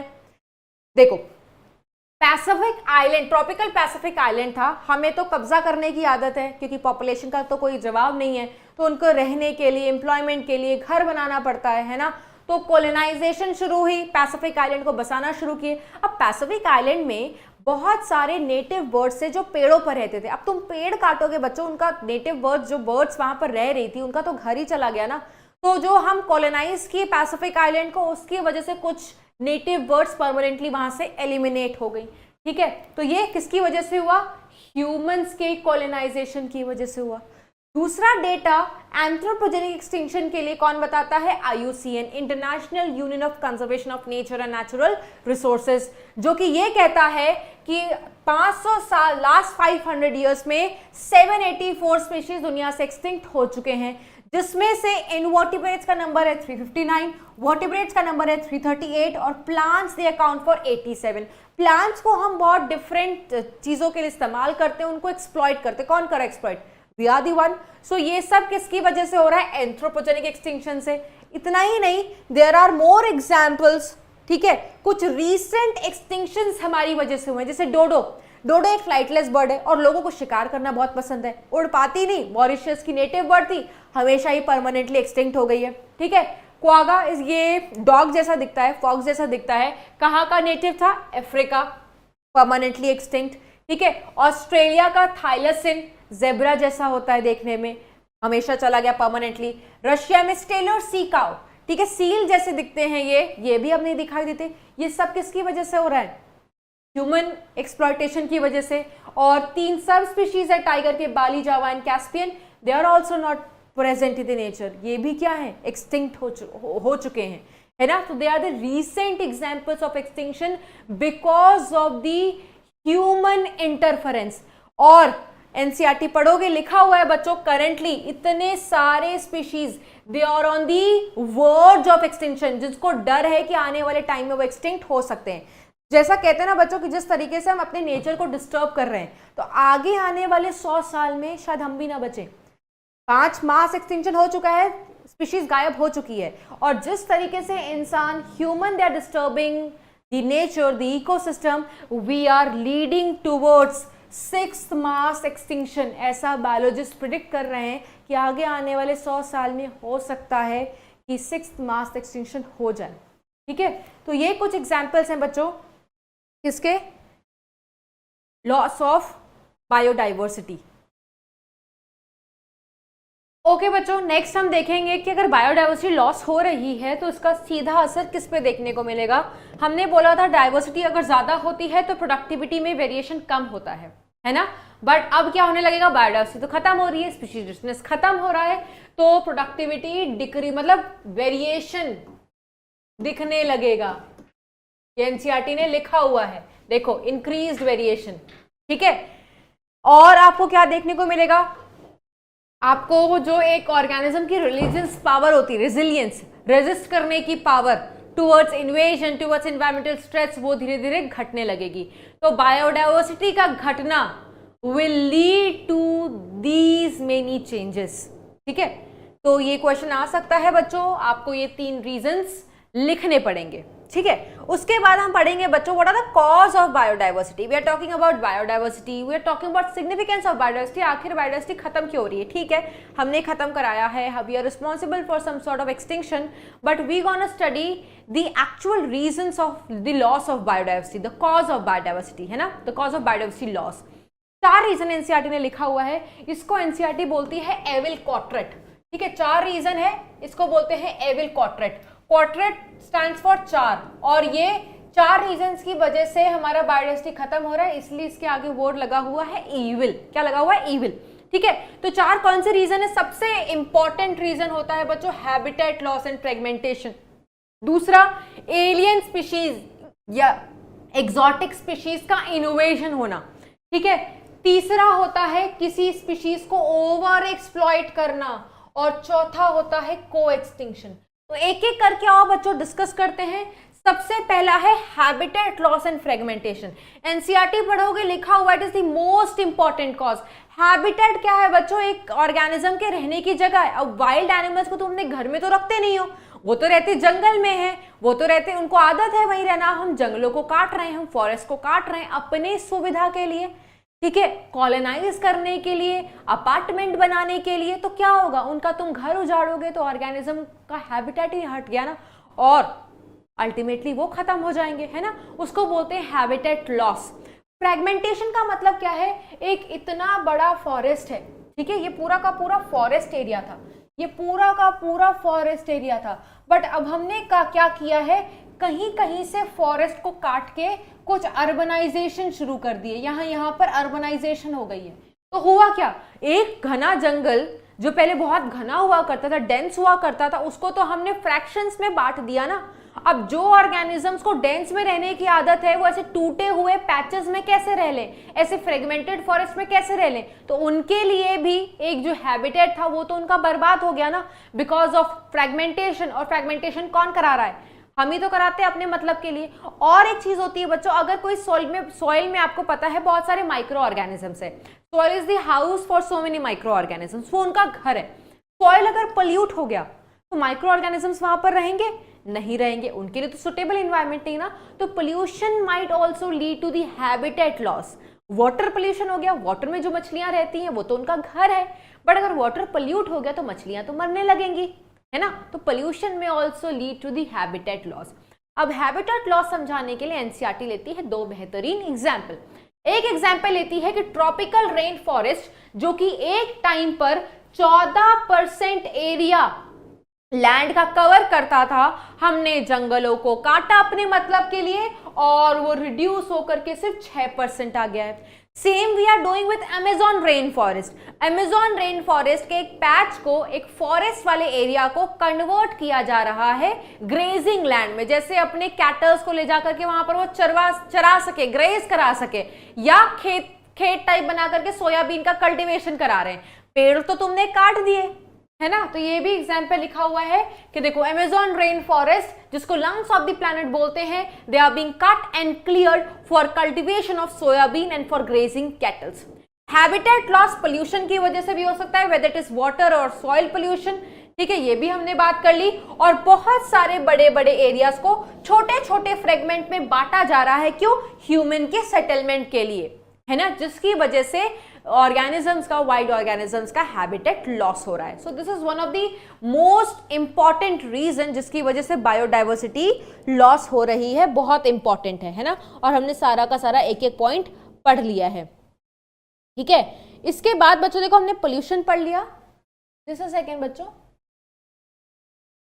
ओके। एक बार ये सारा एग्जाम्पल पढ़ लो, फिर मैं आपको एनसीईआरटी के स्क्रीनशॉट्स भी दिखा दूंगी, रीड कर लेंगे तो साथ ही साथ क्लियर हो जाएगा। नेक्स्ट जो हम पढ़ेंगे बच्चों, नेक्स्ट हम पढ़ने वाले हैं एलियन स्पीशीज का या एक्सोटिक स्पीशीज का इन्वेजन। ये क्या होते हैं? जो कोई न्यू स्पीशीज जो पहले कभी नहीं था, वो वहां पर दिखाई नहीं देता था, वो वहां का स्पीशीज ही नहीं था। व्हेन न्यू स्पीशीज, न्यू क्यों? क्योंकि उस जगह के लिए न्यू, एंटर्ड या इनहैबिट या invade into a new area, such species they are said to be alien species या exotic species, है ना। जैसे नाइल पर्च कहाँ की थी? लेक विक्टोरिया, ईस्ट अफ्रीका की, इस वहां पर आई है, एलियन स्पीशीज थी। वहां के जो नेटिव स्पीशीज थे किचनेड, उनको एलिमिनेट कर दिया, ठीक है। दूसरा एग्जाम्पल है कैरेट ग्रास, जिसको आपने टर्म 1 में पढ़ा होगा, पार्थेनियम, जिसके पॉलन ग्रेन से पॉलन की एलर्जी होती है ना। उसने क्या किया बच्चों? ये तो हमारे वीट के साथ इंपोर्ट होकर के आ गई, ठीक है, एज अ कंटामिनेंट, और यहाँ के जो नेटिव हर्ब्स और श्रब्स है उनको एलिमिनेट कर दिया, ठीक है। नेक्स्ट एग्जाम्पल क्या है? वाटर हाइसिंथ जो बहुत खूबसूरत था, अपनी खूबसूरती के लिए बहुत फेमस था, इसके लीव्स फ्लावर्स बहुत सुंदर थे, आया बुके की तरह हमने इसका इस्तेमाल किया और इसने वाटर बॉडी में जाकर के तबाही मचा दी। इसने हमारे यहाँ के जो नेटिव प्लांट्स थे उसको एलिमिनेट कर दिया। लैंटेना एक श्रब होता है अमेरिका के, जब ये इंट्रोड्यूस हुआ इंडिया में तो नेटिव जो स्पीशीज थे दे गॉट एलिमिनेटेड, मतलब एक्सटिंक्ट हो गए। फिर अफ्रीकन कैटफिश बहुत सारे नेटिव फिशेस को एलिमिनेट कर देती है। तो इनके इंट्रोडक्शन से क्या हो रहा है, कुछ स्पीशीज परमानेंटली गायब हो जा रहे हैं। सो this is what the loss of species means, this is what the loss of biodiversity means. तो क्यों हो रहा है, एक नए स्पीशीज जो हमारे यहाँ का रहने वाला नहीं था उसने आया, उसके इंट्रोडक्शन से व्हाट इज हैपनिंग, उसके इंट्रोडक्शन से, क्योंकि उनकी ग्रोथ करने की जो एबिलिटी है, जितने तेजी से तुम उनको उखाड़ नहीं सकते उतने तेजी से ग्रो कर सकते हैं, है ना। तो ये सारे एग्जांपल्स हैं बच्चों इन्वेसिव स्पीशीज के। नेक्स्ट हम पढ़ेंगे बच्चों ओवर एक्सप्लॉयटेशन। देखो यार, हम खुद जो ह्यूमंस हैं, अगर हम बात करें, ह्यूमंस नेचर पर डिपेंडेंट है, दे डिपेंडेंट ऑन नेचर। किस पर्पस के लिए, रहने के लिए और खाने के लिए। और हमारी नीड तो बच्चों खुद का भी खत्म ही नहीं। आपके पास अगर मान लो आपने मेहनत करके आपने एक कार ली है, जब आप अच्छे से अच्छा करोगे लाइफ में तो आपके कुछ डिजायर्स भी होंगे, वांट्स भी होंगे, नीड भी होगी, है ना। तो वो धीरे धीरे you will try to fulfil it. पहले आप घर लोगे, स्टार्ट करोगे 2 BHK से, then you want for paint house.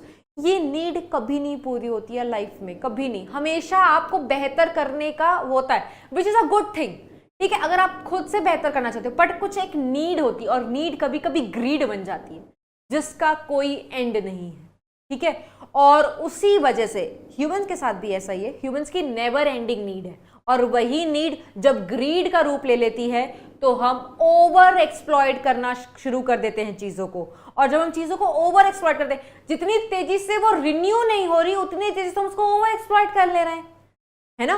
तो क्या होगा, खत्म हो जाएगा इस दुनिया से, है ना, खत्म हो जाएगा इस दुनिया से। यही हुआ डोडो के साथ, स्टीडर सी काउ के साथ और पैसेंजर पिजन के साथ। इनको हमने ओवर हंट किया है, इनको हमने ओवर एक्सप्लॉइट किया है, बिकॉज ऑफ विच इनका तीनों का नामो निशान जा चुका है, ठीक है। और मरीन फिशेस भी कुछ ऐसी हैं जो फेस कर रही हैं प्रॉब्लम। मरीन फिशेस, इनको भी प्रॉब्लम हो रही है, ये भी एंडेंजर्ड है। एंडेंजर्ड का मतलब है they are also on the verge of extinction, they are also facing threat of extinction, okay. Last है बच्चों को एक्सटिंक्शन। को का मतलब क्या होता है, साथ साथ। जो भी ऑर्गेनिज्म ने साथ साथ रहने की कस्में खा रखी हैं बच्चों, वो साथ साथ मरेंगे भी, है ना। किसने रहने की कस्में खा रखी हैं, ऑर्गेनिज्म एंड पॉपुलेशन बताया था, किसका एग्जाम्पल दिया था, फिग को वास्प से प्यार है, वास्प को फिग से प्यार है। क्यों, फिग जो अंजीर का, आपको पता है बच्चों, फिग जो प्लांट होता है उसको अपने पॉलिनेशन के लिए वास्प चाहिए, वास्प को अपने अंडे ले करने के लिए फिग का फ्लावर चाहिए, फिग का इन्फ्लोरेसेंस चाहिए। दोनों को फायदा है। एक मर जाएगा दूसरा ऑटोमेटिकली मरेगा, क्योंकि वो ऑब्लिगेट रिलेशनशिप था, वो एक दूसरे के बिना सरवाइव नहीं कर सकते थे। तो एक जाएगा दूसरा ऑटोमेटिकली चला जाएगा, तो उसको हम क्या बोलते हैं, को एक्सटिंक्शन। तो जितने भी प्लांट पॉलिनेटर के म्यूचुअल रिलेशनशिप के एग्जाम्पल आते हैं वो सारे को एक्सटिंक्शन के एग्जाम्पल बन जाएंगे। क्यों, क्योंकि जो प्लांट पॉलिनेटर का म्यूचुअल रिलेशनशिप था वो कैसा था, ऑब्लिगेट था। अगर प्लांट मर जाएगा तो उसका पॉलिनेटर भी मर जाएगा, ठीक है। इसको हम क्या बोलते हैं बच्चों, को एक्सटिंक्शन। जैसे कोई एक पैरासाइट होस्ट पे रह रहा है, उसको आदत है उस होस्ट पे रहने की, अगर वो होस्ट ही मर जाएगा तो पैरासाइट कहां से सर्वाइव करेगा। So that is also what, co-extinction, है ना। तो ये 4 रीजन है जिसकी वजह से बायोडाइवर्सिटी लॉस हो रही है बच्चों, ओके। तो हमने को-एक्सटिंक्शन का प्लांट पॉलिनेटर म्यूचुअल रिलेशनशिप वाला एग्जाम्पल दे लिया, जिसका अगर आपको रिलेट करना है तो फिग एंड वास्प वाले एग्जाम्पल से रिलेट कर सकते हो कि अगर फिग एलिमिनेट तो वास्प भी एलिमिनेट हो जाएगा। दूसरा एग्जाम्पल लिखा हुआ है बच्चों, मान लो अगर होस्ट स्पीशीज एलिमिनेट हो रहा है, ठीक है, तो इस पे रहने वाला जो पैरासाइट है वो भी क्या होगा, मर जाएगा, ठीक है। तो such type of elimination it is said to be coextinction, ठीक है। तो नेक्स्ट हम पढ़ेंगे बच्चों कि लॉस पढ़ लिया, ठीक है। अब है कि बचाया कैसे जाए, कंजर्व कैसे किया जाए बायोडाइवर्सिटी को। तो कंजर्व क्यों किया जाए इसको एक्सप्लेन करने के लिए एनसीईआरटी 3 रीजंस देती है, as you can see on the board, ठीक है। 3 रीजंस एक्सप्लेन करती है कि how we can conserve the biodiversity. Sorry, देखो 2 पार्ट में डिवाइड किया गया, हाउ एंड व्हाई, है ना। तो सबसे पहले ये बताती है कि आप क्यों कंजर्व करोगे बायोडाइवर्सिटी को, और क्यों करने के लिए वो 3 रीजन देती है। एक है नैरोली यूटिलिटेरियन, एक है ब्रॉडली यूटिलिटेरियन, और एक है एथिकल रीजंस। तो नैरोली यूटिलिटेरियन कि क्यों हमें बायोडाइवर्सिटी को बचाना चाहिए, क्योंकि हम बायोडाइवर्सिटी से बहुत सारी चीजें एक्सट्रैक्ट कर रहे हैं अपने मतलब के लिए, चाहे उसको पैसे देकर ही खरीद रहे हो, बट अल्टीमेटली वो उनका सोर्स कौन है, उनका सोर्स तो प्लांट है ना, which is contributing to the species diversity, है ना। इसीलिए क्योंकि we are deriving economic services we are deriving the direct services, ऐसे यूटिलिटीज वाले को हम क्या बोलते हैं, नैरोली यूटिलिटेरियन। क्या डिराइव कर रहे हैं आपके हिसाब से, हम खा रहे हैं बहुत सारा खाना, ठीक है, बहुत सारा फ्रूट जो खा रहे हो, या हम कुछ चीजों को कंज्यूम करते हैं, they are derive from plants only, ठीक है। फायरवुड जलाने का जो सामान है, फाइबर्स, चाहे जूट हो गया हो, चाहे कॉटन हो गया हो, चाहे fibres, where you are getting from plants only, ठीक है। कंस्ट्रक्शन मटेरियल, वुड, फर्नीचर, घर में जो फर्नीचर बन रहा है बच्चों, ये भी कहां से आ रहे हैं, प्लांट से आ रहे हैं, ठीक है। ये सारे क्या है, इकोनॉमिक डायरेक्ट सर्विसेज बोलते हैं इनको।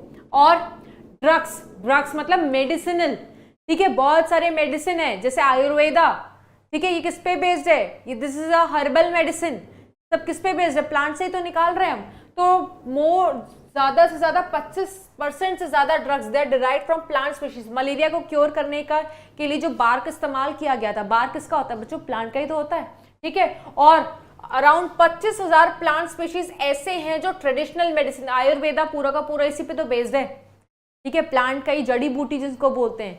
तो ये सब क्या है बच्चों, ये डायरेक्ट सर्विसेज है जो हम प्लांट से ले रहे हैं। तो इस वजह से हमें प्लांट को नुकसान नहीं पहुंचाना चाहिए, क्योंकि जब तक हमें अपना फायदा नहीं दिखता ना, हम अपनी बुद्धि कम ही दौड़ाते हैं, है ना।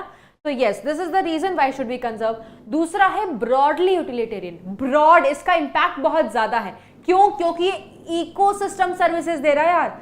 इकोसिस्टम तुमसे कोई चार्ज नहीं कर रहा, है ना, इसीलिए हमें इसकी वैल्यू नहीं, क्योंकि जो फ्री में चीज मिलती है ना, लोग उसकी वैल्यू, कद्र कहाँ करते हैं, जब वही चीज पैसे देने के खर्च करके तुम्हें चीजें मिलेगी ना, तुम्हें इसकी वैल्यू समझ में आएगी। क्योंकि अभी इकोसिस्टम तुम्हें सब कुछ फ्री में प्रोवाइड कर रहा है, we are not valuing it. Do we value the amount of oxygen we are consuming? No. Do we value the amount of water we are wasting? ठीक है, अभी तो चलो कहीं कहीं पे वाटर चार्ज है, पर वो भी बहुत निग्लेजिबल है, बहुत ज्यादा नहीं है। नहीं तो ये तो कुछ मेट्रो सिटीज में ऐसा कर देते हैं, ऐसी बहुत जगह जो कोई चार्ज नहीं है, नल का हम ऑन करके छोड़ देते हैं, पानी को हम वेस्ट कर रहे हैं।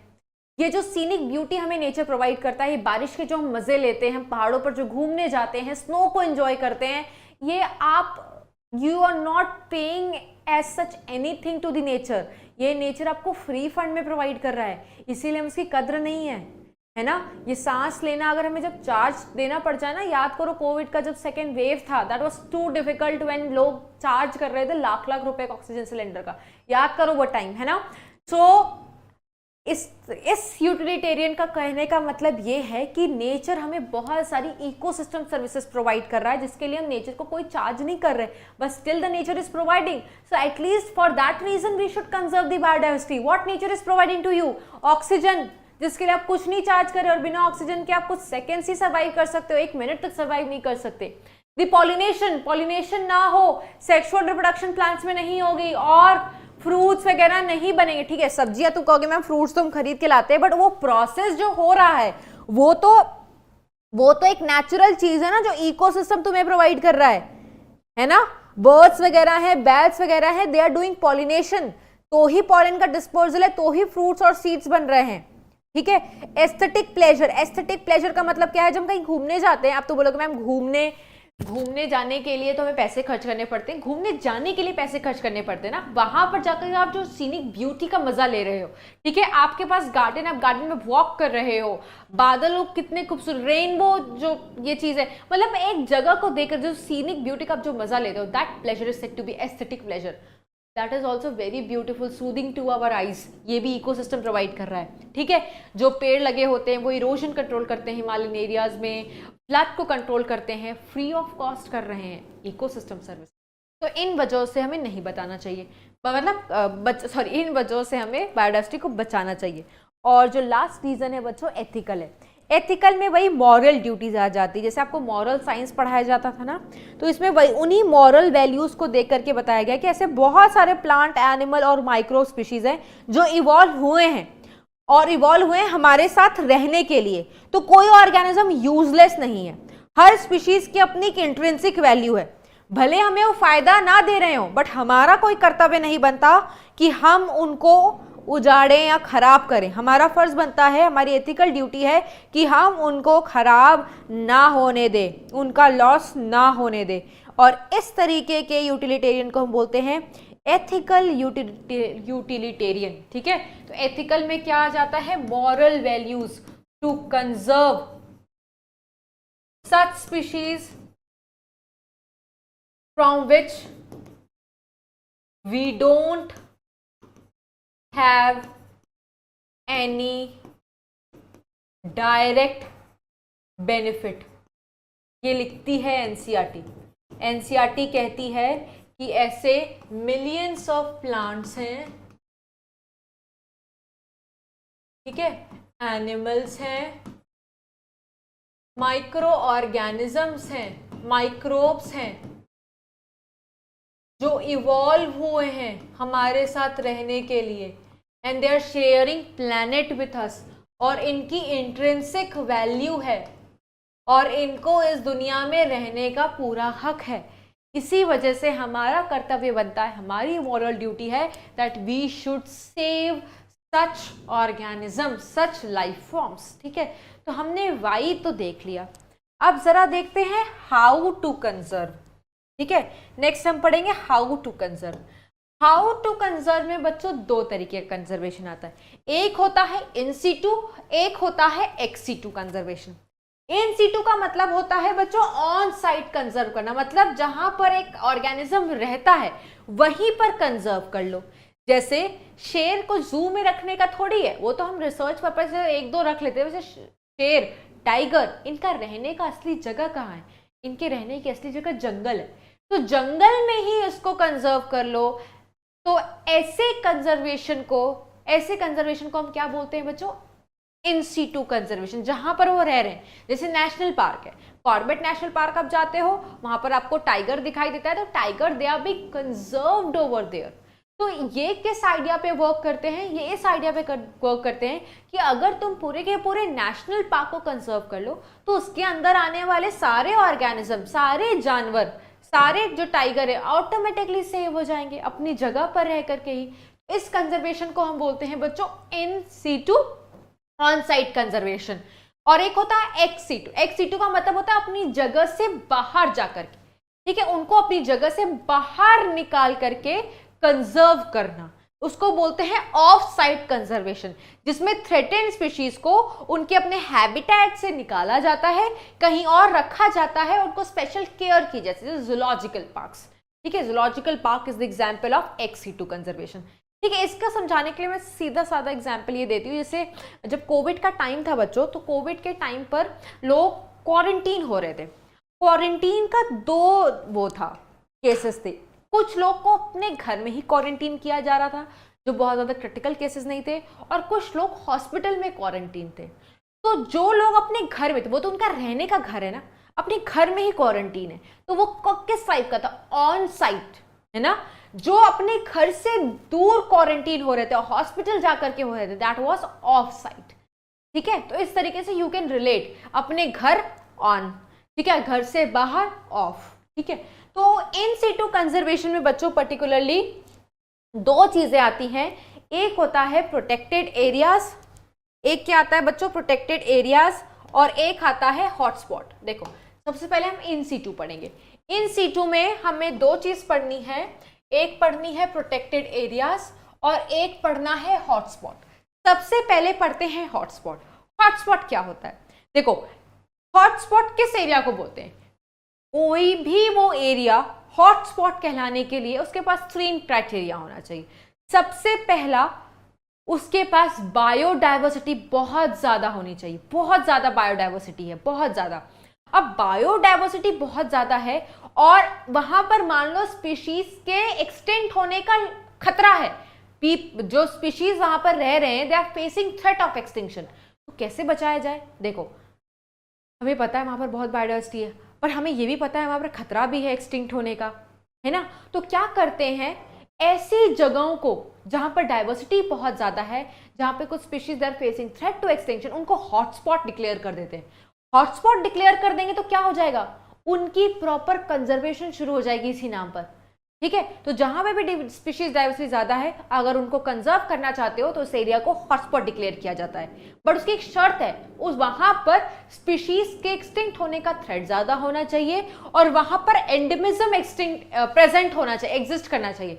एंडेमिज्म का मतलब क्या होता है कि कोई एक पर्टिकुलर स्पीशीज सिर्फ एक ही जगह पर मिले और कहीं पे ना मिले, ऐसे स्पीशीज को एंडेमिक बोलते हैं और ऐसे फिनोमिना को एंडेमिज्म बोलते हैं, ठीक है। जैसे मान लो वेस्टर्न घाट की कोई स्पीशीज है तो वो वेस्टर्न घाट ही मिलनी चाहिए। हिमालयन की कोई स्पीशीज है तो सिर्फ वही मिले और कहीं ना मिले। और जैसे आम है, आम को हम थोड़ी ले लेंगे तो हर जगह मिल सकता है ना। ओके, आम को तो मैंने ऐसे एग्जाम्पल लिया है, बट यस, तो हॉटस्पॉट। इसके बाद अगर मैं शुरुआत की बात करूं बच्चों, तो शुरुआत में इतने हॉटस्पॉट नहीं थे, है ना। जैसे सेकेंड, इनिशियली 25 हॉटस्पॉट थे, but now if you read NCERT तो अब हम पढ़ते हैं 34 हॉटस्पॉट। ये 34 हॉटस्पॉट 2% से भी कम एरिया ऑक्यूपाई करते हैं। बट अगर हम इन हॉटस्पॉट को कंजर्व कर लेना तो ऑन गोइंग एक्सटिंक्शन जो चल रहा है, हम उसको 30% घटा सकते हैं। इतना इम्पैक्ट है हॉटस्पॉट को बनाने का, डिक्लेयर करने का और उस पर ध्यान रखने का, कंजर्व करने का। आउट ऑफ 34, ये तो ओवरऑल वर्ल्ड का है, out of 34 3 hotspots are present in India. एक ये जो वेस्टर्न घाट वाला रेंज होता है बच्चों, वेस्टर्न घाट वाला। एक कौन सा हो गया, ये मान लो ये वाला हिमालयन वाला जो रेंज है, यहां पर हो गया एक, दिस इज हिमालयन रेंज वाला हॉटस्पॉट। ये वेस्टर्न घाट वाला हॉटस्पॉट, और यहाँ साइड में जाके इंडो और बर्मा वाला जो रेंज आता है ना, ये वाला, दिस इज तीसरा hotspot. Western Ghat, Indo Burma and Himalayan को हम one of the richest hotspot बोलते हैं, ठीक है।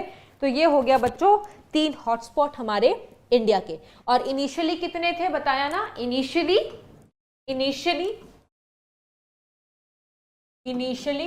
25 हॉटस्पॉट। अभी जो करंट डेटा है वो हम बोलते हैं 34 hotspot all over the world पर प्रेजेंट है, जिसमें से 3 हमारे इंडिया में है, ठीक है। हमने कंसेप्ट भी पढ़ लिया हॉटस्पॉट का कि कब एक एरिया को हॉटस्पॉट बोलते हैं। उसके लिए 3 क्राइटेरिया हैं, इंडिया में कितने हैं, ओवरऑल वर्ल्ड में कितने हैं, शुरू में कितने थे, ठीक है। नेक्स्ट हम पढ़ेंगे बच्चों, हॉटस्पॉट पढ़ लिया, अब हम पढ़ते हैं प्रोटेक्टेड एरियाज। प्रोटेक्टेड एरियाज में कौन आता है? प्रोटेक्टेड एरियाज में आते हैं बच्चों, ये देखो, प्रोटेक्टेड एरियाज में आता है NP, that is national park. पूरा लिखवाऊंगी, यहां तो सिर्फ बता रही हूं। और क्या आता है? Wild life sanctuary. और क्या आता है बच्चों? Sacred groves, sacred groves. और क्या आता है? Biosphere reserve. ये 4 आते हैं हमारे प्रोटेक्टेड एरियाज। ये भी किसका पार्ट है? इन सीटू का ही पार्ट है। तो अब हम पढ़ेंगे बच्चों ये 4 प्रोटेक्टेड एरियाज के अंदर। नेशनल पार्क अभी इंडिया में बताते हैं 90 है, जिसमें वैल्यू मतलब और नंबर बढ़ा है, बट एनसीईआरटी यही लिखती है तो यही याद रखना है, ठीक है। तो नेशनल पार्क और वाइल्ड लाइफ सेंचुरीज में क्या फर्क होता है बच्चों? जैसे आप Jim Corbett national park, Ranthambore national park Rajasthan में है ना, और भी बहुत सारे नेशनल पार्क हैं। सबसे पहला नेशनल पार्क तो कॉर्बेट ही है। तो एक नेशनल पार्क में और एक वाइल्ड लाइफ सेंचुरी में फ़र्क क्या होता है? What is the main difference? Difference ये होता है बच्चों कि नेशनल पार्क में चीज़ें बहुत स्ट्रिक्टली मैनेज की जाती हैं। गवर्नमेंट किसी भी प्रकार का ग्रेजिंग, ठीक है, हैबिटेट मैनिपुलेशन, कल्टीवेशन अलाउ नहीं करती, ठीक है, इसमें बिल्कुल अलाउ नहीं है। जिसमें अलाउ होता है हम उसको वाइल्ड लाइफ सेंचुरीज बोलते हैं। थोड़ा बहुत हार्वेस्टिंग, ठीक है, कुछ फॉरेस्ट प्रोडक्ट्स का कलेक्ट करना, कुछ प्राइवेट ओनरशिप वहां पे अलाउ कर देते हैं सेंचुरीज में, वाइल्ड लाइफ सेंचुरीज में। Certain activities are allowed. Certain activities में हम क्या बोलते हैं? Collection of forest product, tilling of land, private ownership. कुछ एक्टिविटीज अलाउड है, कलेक्शन ऑफ फॉरेस्ट प्रोडक्ट्स, बहुत सारे बच्चों को नहीं पता होता है difference. Collection of forest products, private ownership, इस तरीके की एक्टिविटी सेंचुरीज में अलाउड होती हैं। और सेंचुरीज में पर्टिकुलरली हम फाउना की बात करते हैं। फाउना मतलब एनिमल, जैसे डाचीगम नेशनल सेंचुरी जो कश्मीर में है, ठीक है, वो हम जनरली फेमस होते हैं एनिमल्स के कंजर्वेशन के लिए। नेशनल पार्क में हम प्लांट और एनिमल्स दोनों के प्रोटेक्शन की बात करते हैं। दूसरा, यहाँ पर ये सारी एक्टिविटीज गवर्नमेंट अलाउ नहीं करती, गवर्नमेंट द्वारा ही कंट्रोल्ड है सारे के सारे प्रोटेक्टेड एरियाज, ठीक है। जिम कॉर्बेट हमारा सबसे पहला नेशनल पार्क था इंडिया का। वाइल्ड लाइफ सेंचुरीज 448 है नंबर में, जिसका नंबर एड ऑन हुआ होगा, बट आपने यही याद रखना है। और यहाँ पर कुछ एक्टिविटीज अलाउड की जाती हैं जैसे ये, और यहाँ पर फाउना को, एनिमल्स को प्रोटेक्ट किया जाता है। सैक्रेड ग्रुप्स क्या होता है बच्चों? सैक्रेड ग्रुप्स ये कहता है, देखो कुछ इलाकों पर ट्राइब्स को रिस्पॉन्सिबिलिटी दी गई है, ठीक है, कि कुछ सर्टेन ट्रैक, कुछ ऐसे एरियाज हैं जहां पर कुछ ऐसे ट्रीज हैं, कुछ वाइल्ड लाइफ है ना, उनको प्रोटेक्ट करने के लिए कुछ ऐसे ट्राइब्स हैं जो टेक केयर करती हैं, ठीक है। तो उन ट्राइब्स के बारे में देखो नाम लिखा हुआ है कि एक लिखा हुआ है खासी एंड जैंतिया हिल्स जो कि मेघालय में है, Aravalli hills of Rajasthan, Western Ghats of Karnataka and Maharashtra, ठीक है, and Chanda, Bastar and Sarguja district of Madhya Pradesh. So these are the sacred areas where tribal people are involve, ठीक है, जहां पर इन जगहों को प्रोटेक्टेड एरियाज हैं, ये प्रोटेक्ट कर रहे हैं हमारे बायोडाइवर्सिटी को, ठीक है। Okay, just a second.